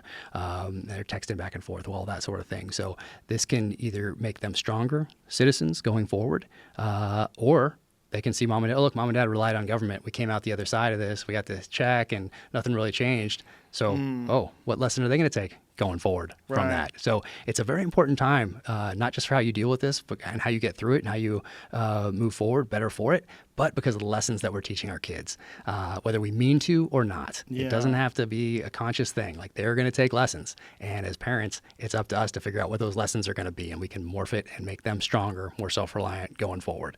Like, our daughter sees our freezer's full of elk and moose, and we pull that out, we defrost it, and she's a part of it because she knows she got this elk in Colorado last year. Now she's feeding our family. How old is your daughter? She's 14. Wow, she shot her first elk at 14? She shot her first elk at 10. Whoa! Yeah, New Mexico. Yeah. No kidding. Damn, crazy. You got a tag in New Mexico at 10? Yeah, so somebody, it was a retirement gift a great guy. And I said, she gave me two, one for me and one for my wife, or one for me and one for my daughter. And I was like, you know what? I got an elk last year in New Mexico, public land. It was crazy on. But I was like, can I transfer that to my wife and have my wife and daughter go do this together? And I'm with them also and get a family experience. And he was like, yeah, absolutely. Let's do it. And so she was 10, standing off sticks, 300 some yards, one shot. And the guide was, he said, miss. And she'd been hunting before. She's been hunting since she was 7. And she is good. And I was like, oh, it was a tough shot. Hey, it's okay. How'd you feel about that shot? She's like, I felt good. I'm like, oh, it's just a 10-year-old saying that because they don't want to kind of lose face in front of the guide and mom's there and dad's there. And I'm like, well, it's okay. It's okay to miss. Everybody misses. Just let's learn from it, move forward. She's like, I didn't miss. And so you go up there. There's no blood. There's no anything. We think we're tracking it. We walk up, like, yes, she missed. And we walk back down, and there's this little tiny just rivet in the ground, and there it was, 20 yards away. Wow. Done. Yeah, amazing. I'll show you a picture after. So the guide feels stupid? I don't know. Because he's like, miss. But it really just went all the way through, and he saw an impact behind, one shot. Wow. And yeah, that's the problem, right? They see the dust kick up behind the animal, and they think that it's a miss. Yeah. So so we have that meet from this last year in Colorado. Oh, and that's amazing. We talk about it with the family, and she's like, she knows that she provided that for all of us, and that's got to be very exciting and rewarding for her. And then our little guy, he got his first animal in Africa this last year. Whoa. Yeah. So I went back. That's a crazy place to get your first animal. Yeah, so crazy. So I'd been over there doing some more research. I went to South Africa to help train up an anti-poaching unit because they hadn't used Glocks, hadn't used M4s. I have a little bit of experience with both those weapon systems, and I wanted to do some research in the art and science of man tracking. So went to South Africa, helped train up this anti-poaching unit. It was an amazing experience. And then they asked me to come back as a thank you to with my family over the summer. So came back with my family, and our little guy got his first animal there. They put the blood on his cheeks. I have this amazing picture of him in the back of the Land Cruiser on the way back. He's never had a haircut at age 9, so his blonde hair is blowing in the wind. It's awesome. And then we use every piece of it. That's what's great about over there is they see you use much more than we use over here. I mean, stomach linings, like everything gets used in Africa, which is cool for them to see because they think we're using it all here. They see us taking that rib meat and that neck meat and all the rest of it. But over there, they see everything get used, which is a pretty cool thing for them to experience at that young age. So yeah, that is a very amazing thing for them. So it helps them be self-reliant too. And they see the people out there working on the Land Cruisers. They see everything you have to do in Africa. Like you can just call someone to fix the plumbing, or call someone because the electricity's out, or whatever. You fix it yourself because you have to. How did you get to be a Land Cruiser fanatic? How'd that happen? Gosh, I found out about Icon 2006 or so. I think it was maybe 5, and it's from seeing them overseas. So I saw the Hiluxes first in Afghanistan, 2003, I think it was. Yeah, they 2003. Just last forever. Yeah, you're seeing these things over there, and then you're seeing what we're doing to them. We have some mechanics over there that are bolting on armor, and they're doing things to the engine, and they're putting in these radio console stuff for our secure communications, and they're like, wow, this is pretty cool. And then I saw the evolution of the Hilux over the next 15 years and got to see these things purpose-built from a factory to an aftermarket place that then does all that stuff that we were doing in Afghanistan with screwdrivers and the rest of it. I got to see what those look like, and that was pretty sweet. And you just see how much abuse they can take and what they're going up and over. And so I think it was seeing the Hilux and then looking into, maybe I'll get a Tacoma when I get back because I saw these things over there and these things last forever. And it was amazing. Had some crazy experiences in them. And then I was like, oh, Land Cruisers, this is pretty sweet. And it was a natural thing for me to like older stuff and more classic stuff. And then to also like classic stuff that looks old, but is really new and can really gas it down. Well, Land Cruisers, those 62s, just like that Porsche that I have out there where the metal is thicker and heavier gauge, like you shut those doors, awesome. Like, oh, this is not it's just different. They're made different. Yep. So I started doing my research, and I think one of the first things that pops up when you put in restoration for Land Cruisers is Icon. Yeah, and there's a bunch of other people doing it now, but Jonathan gets really mad. He gets mad at people doing shitty jobs of restoring Broncos or shitty jobs of restoring Land Cruisers. Yeah. And I guess he's got every right to. I mean, he's so meticulous, and what they do is just incredible. I mean, it's amazing. Like, it's one of those build it and they will come type businesses. Because, who is going to buy a 3,000 man-hour restoration job on a 95 Land Cruiser. It's not that many. But, it's a niche market. Yeah, but he owns that fucking niche. Yep. You know, and on so many other cars too. I'm so fortunate that he's down the road. Yeah. I can hang out with him and talk to him. Yeah, He's and I listened to him on your podcast. I listened to him there. So, and then I drove up from LA and had them start working on my FJ62 when we were in San Diego, just doing a stage 1, just kind of making sure all the belts and stuff were good, and whatever, just kind of making sure it wasn't going to fall apart. But I always wanted to do that stage 3 or that icon type restoration, and so I always had my eye on that. And then my Land Cruiser broke down. My wife was driving it, and the oil came out, engine seized, crack engine block. Not that it's her fault, but anyway, so it sat in our driveway for a couple of years as I'm getting out of the military, and that was kind of a bummer seeing it there. But get that deal, and so one of the first things I did was send that up to Jonathan and get in line. I had to get in line. Mine was behind yours. Yeah. He's like, yeah, you're just behind Joe. So I had to wait for your 80 to get done. I think they have a few of them working at the same time, but they took a cool picture with yours, and yours was just getting done, or they were frame off or whatever, and then mine was there kind of looking dilapidated in the back, just waiting. Because you have to 18 months. You had to wait almost 2 years. That's a long wait. Yeah, that's crazy. So that was cool. So it just showed up the other day, and of course I don't want to really. I want to show people or whatever, but at the same time, people are hurting right now. Even though it's been in the works for a long time, it's not appropriate to show it on. Yeah, this is not a time to be flossing. No. Yeah. It's sweet though. That thing is legit. So I love it. So it's natural for me to put them in the books and that's cool. and use it like that. And I want to say thank you to Jonathan for doing that. So just like I put Sitka in the books for my friend John Hart who started Sitka, like I think it's on the first or second page of my first novel is Sitka gear. So that's woven in there, and I just love to do that sort of thing. No, it was cool. It gave me a bunch of smiles. All the different things, the Black Rifle Coffee, Sitka, Dudley. Yeah. Barklow in there. Yeah, Barklow. all that stuff's very cool. Now, when you're in the middle of this book now, what is your timeline? Like, how far have you been? Like, how long have you been writing on this fourth book? So I outlined it. I had the idea for a while, but I was still finishing up the third one. So on the way to Russia, I outlined it because I didn't have my computer. And when you outlined it, how do you do that? So this time the third one, I outlined it in Word, and then I got my Scrivener set up, and then I transferred it over and did the writing in Word. So this one, I did the outline in Scrivener, and I'm writing it in Scrivener as well. So I have those little post things or whatever they call them in Scrivener with a little description of the chapter. So I've outlined it that way. But I started doing it longhand because I didn't have my computer with me on the way to Russia. I just didn't want to take it, didn't want all that information sucked out when I walked through customs. So just legal pad and just wrote it out. And just arrows and things and asterisks and all that, just a mess. So I did that back then, got home, finished up book 3, and then started writing book 4. But I'm also doing the research. So I'm diving into books, I'm talking to those doctors. As I'm talking to them, I'm getting other ideas about how to move the plot forward, different things that can test the protagonist. So this theme of this next one is really the ethics, morality, and legality behind targeted assassinations.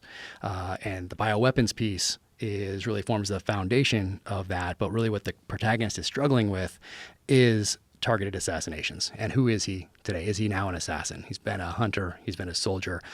He went after these people that wronged his family and his troop and put them all in the ground in that first book.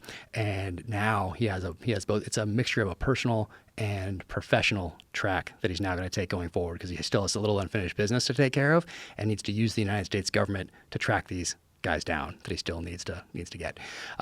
So as I'm doing that and interviewing all these people, I'm thinking about how that works. And I'm reading a book. It's almost done with it. It's called Rise First and Kill by Ronan Bergman. And it's really about the state of Israel. And because really we think of targeted assassinations and we don't really associate it with our government. I mean, we do, and we've done it before, and we just did it in January.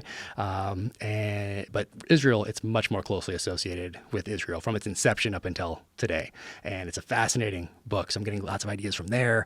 I'm reading David Kilcullen's. It's called The Snakes and Dragons, or Dragon and the Snakes. And he's a fascinating guy who's a counterterrorist advisor for Petraeus during the surge. He's become a good friend.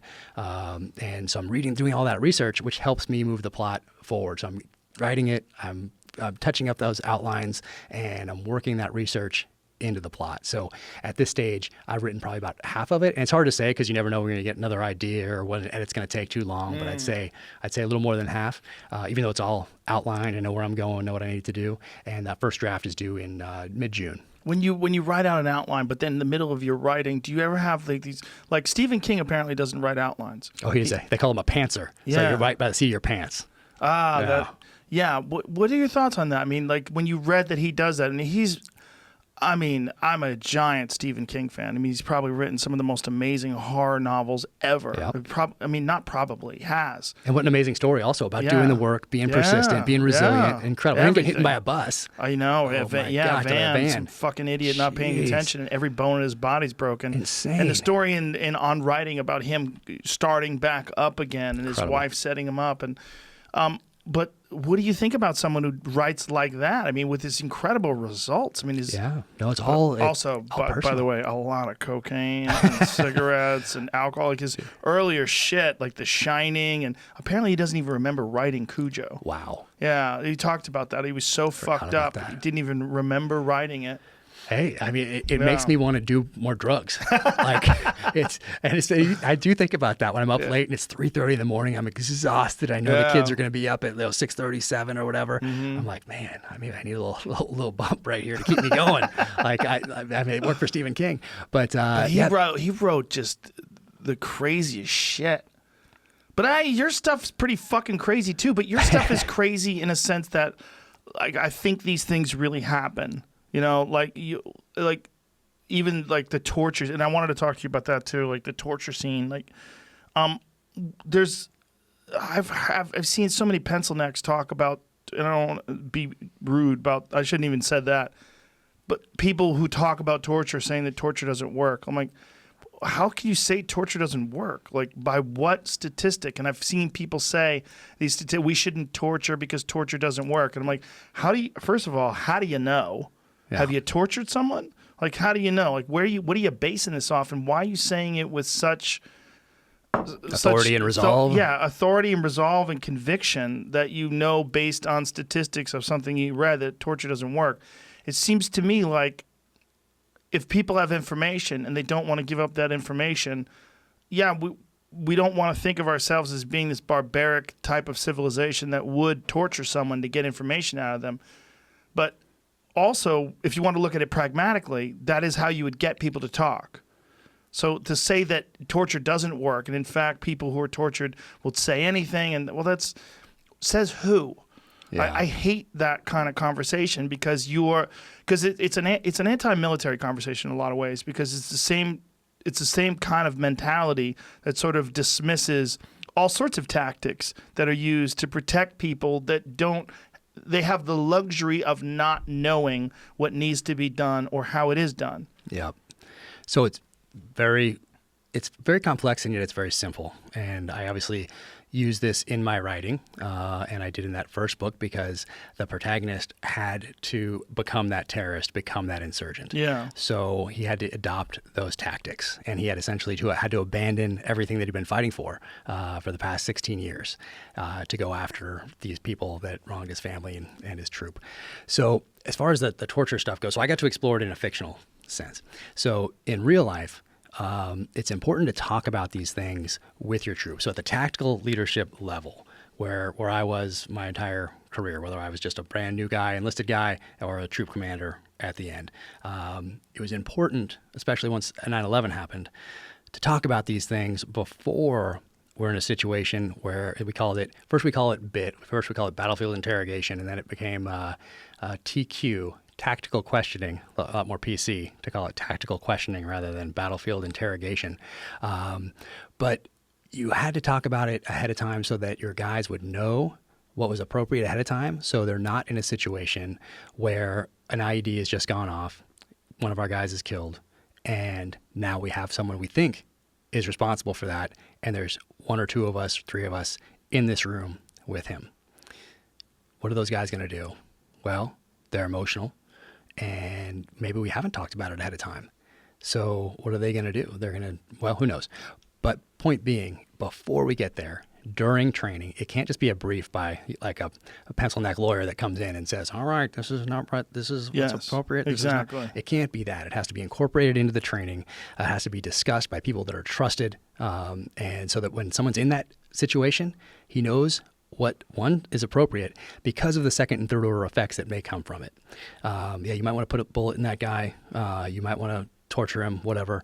But the second and third order effects of doing that could be more devastating to this unit, to our strategy as a whole that we're trying to accomplish over there. So you need to talk about it ahead of time. So for me, it was important that for the guys to know that we have to maintain the moral high ground, because there's very few things that separate us from our enemy when you get down to it. You're both killing each other, and there has to be something that makes it different for us, and that's maintaining the moral high ground. We do not deliberately target civilians. That's a big differentiation. They target civilians on purpose to get the political end that they want. So that is a huge differentiator right there. The torture thing is so interesting because of definitions. So is making someone uncomfortable torture? Right, is waterboarding torture. Is that torture? Well, they did it to my SEER class. SEER is Survival, Evasion, Resistance, Escape. And we all go through this training. Back then when I went through it, it was based on Vietnam era type experiences that people had in Vietnam. And it's morphed a little bit over time. But they waterboarded people. And they waterboarded people in my class if you did something that the instructors thought would get you killed in real life or get somebody else killed in real life. So being a model prisoner, it did not happen to me. But to my buddy, he got waterboarded because you did something that the instructors thought would get you killed. And it's crazy. They put you in this prison camp where they're speaking a different language, a made-up language. There's sights. You look like you're in a prison camp because it's built like that. There's smells. They're cooking weird things. So the smells feel like you're in a different country. So all these different sensory inputs are telling you that you're not in the United States anymore. And you get slapped around. They call it Camp Slappy. So you're getting slapped around, which is different. But you get waterboarded if you do something wrong. So is that torture? Are they torturing U.S. service members, or is it just making them uncomfortable for a while? So these definitions are very important when we start talking. We put somebody sitting in a corner, and they're in that seat position, and they're not sleeping. We're keeping them up at night. Is that torture? Well, we kept Bud students up in SEAL training for almost a week. So is that torture? I guess it's self-imposed. I mean, we're all volunteering to do it. Right. And this guy's not volunteering to sit there in the corner. But we also snatched him off the battlefield, and we think he might have some information, and it's putting him in an uncomfortable seated position. Is that torture? Some would say yes. So it's crazy in that when it becomes politicized and the enemy gets to use it, and when I say the enemy, I also mean all their social media type networks, all journalists that are sympathetic to the cause or whatever. As soon as that can be morphed and called torture and become a distraction and become something that undermines the mission as a whole, then you have to look at it and say, okay, what are we getting by what we're doing in Guantanamo? How versus how much is that hurting and helping the enemy's recruiting efforts? And I don't know where that is. I don't know what those numbers look like or where that tipping point is. But as soon as the enemy can get something and use it for their own benefit, like having black sites. If we didn't know that black sites existed, that would be wonderful. But everyone knows that black sites exist. Explain black sites. It's just a base that is typically set up by another government agency with the knowledge of a different government. And so it's not in the United States. It's not on U.S. soil to let the other government do the things that they can do that we can't, essentially. So it's an off-the-books type site, but everyone knows what it is because it's been on cover of the front page of the New York Times and everywhere else. As soon as that becomes something that the enemy can then leverage, at what point does it hurt us more than help us to have those? And at what point does it hurt us more than help us to quote-unquote torture someone or to continue waterboarding or to put somebody in these seated positions and to have that be the distraction? And I don't know the answer, but it's something that needs to be thought of and talked about. And at the tactical level, the guys have to know that we need to maintain that moral high ground. That's the only thing in a lot of cases that differentiates us from the enemy, and we have to hold that ground. That's imperative. So as a leader, you got to talk about it, and the guys have to know that once you have somebody, much like a police officer here in the States, once they have you cuffed and you're on the ground, it's over. Like your job now becomes to protect that person. That's how it has to be. That's what makes us different. That makes you different from that criminal. That makes us different from the enemy. If they have us in that position, they're gonna behead us and they're gonna hold our heads up on TV and they're gonna use it. For us, our job is now to protect that person with our life. That's the difference between us and the enemy at the base level. So it's important to talk about that, important for the guys to understand it, so that when they're in that position and it's a guy's first deployment and his friend is wounded or dead and he thinks this guy is behind it, that he doesn't execute him when he has his hands cuffed behind him. So it's important stuff to talk about, important stuff to think about, and it's tough. It's a tough thing to grapple with. And those are the variables, right? Public perception, whether or not that perception or the knowledge of things that have been done could be used against our troops or used against our country as a whole, and in social media, in perception. But the idea that this is what has driven me crazy about it, is that those hard, fast statements that torture doesn't work. And I'm like, what? I don't know what you're saying. Yeah, what are you saying? think it probably works in some situations, maybe not in others. I mean, who knows? But when people say that, I'm like, I bet I can get you to say things. Exactly. I bet I can get you to tell me where your fucking car keys are. Yeah, no, exactly. Yeah, Yeah. like, what are you saying? Like, Right. well, of course it works. Yeah. Like the idea that and they'll say it, and it's always really left wing people that'll say statistically torture doesn't work. Yeah, what's stats? And they say, like, who's been keeping these stats since the Yeah, beginning of time? like, bitch, have you ever seen anybody tortured? Like, what are you talking about? If I Right. kept you up, you would tell me everything. All I'd have to do is keep you up. Yep. No, I mean, there's a reason people have been doing it from the beginning of time. I'm sure Yeah. in some places it didn't work or whatever. But at that outside that tactical level, when we're talking about that next stage where the world knows about it, where media knows about it, where they're driving that story and they're helping the enemy by shining a light on these things that may or may not work. It doesn't matter whether it works or not. It's detrimental at this point. And whatever that point is, then it's time to abandon it. Do you find that now that you're a prominent voice in the world of fiction authors, and the fact that your novels have a lot to do with like real places and real things and real issues, do you get asked questions? Do you get asked to give statements or have your opinion on things where you have to kind of measure it and go, is there a benefit to this? Is there a risk to to be talking about it? Yeah, am I alienating people, or is this something where you can use your knowledge and your position as a platform to kind of like give your perspective on things from an educated point of view? Yeah, so it's for me, it is very. It's hard for me not to tell the truth. Like I'm the worst liar on earth, and my wife will tell you. So it's very natural for me to answer honestly, but then also to be thoughtful. And that's why the novels, I think also another reason they resonated with Simon & Schuster is because it's thoughtful violence. That's how I think of it.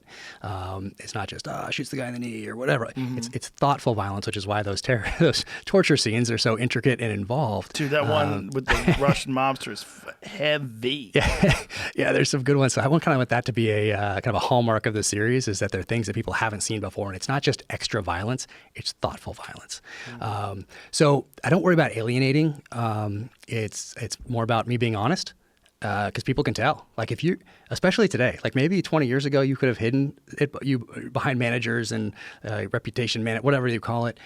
Today, you can't really hide. If you're on social media, like I think eventually, if you have 1,000-some posts, people are going to glean, and you're doing it, and it's not obvious that it's just a manager that's doing it, and it's a picture of you, or not really. It's not you.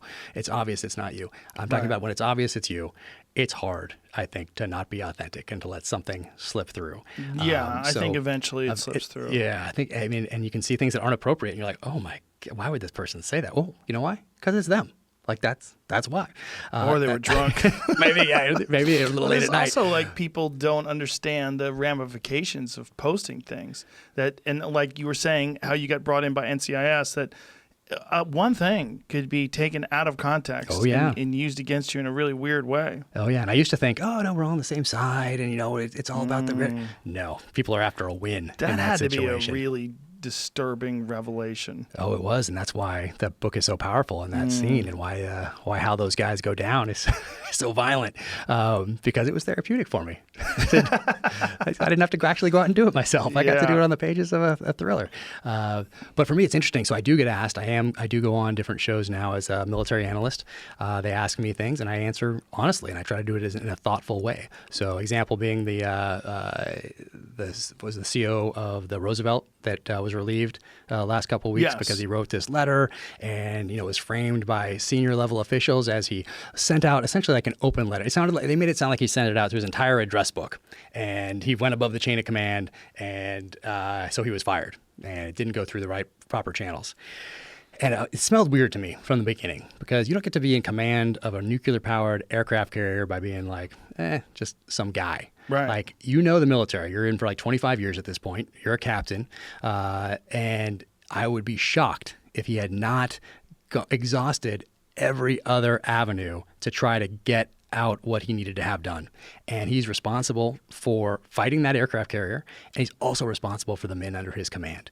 And now we have like 900 cases on that ship, and that's It's a after it's corona. We docked. should explain to people that the ship was infected. Yep. So they had a couple cases. I think they had 3 to start with on an aircraft carrier. It had docked in Thailand or something like that. Maybe in January, early February, something like that, before really things got out of control.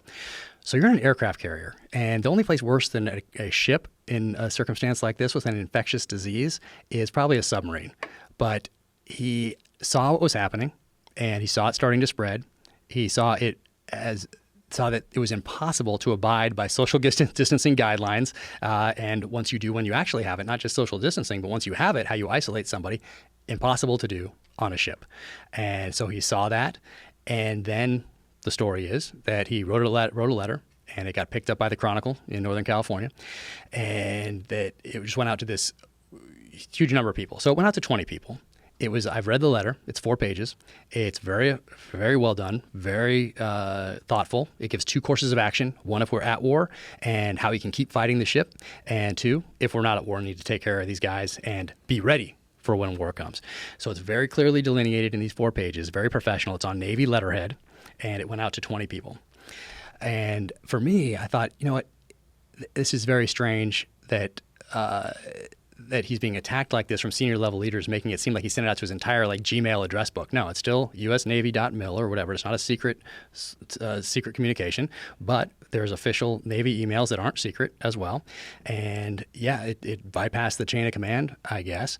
But that at some point, I think, is his responsibility. He needs to keep that ship fighting, and who knows what the personal relationship was between him and the guy above him or whatever.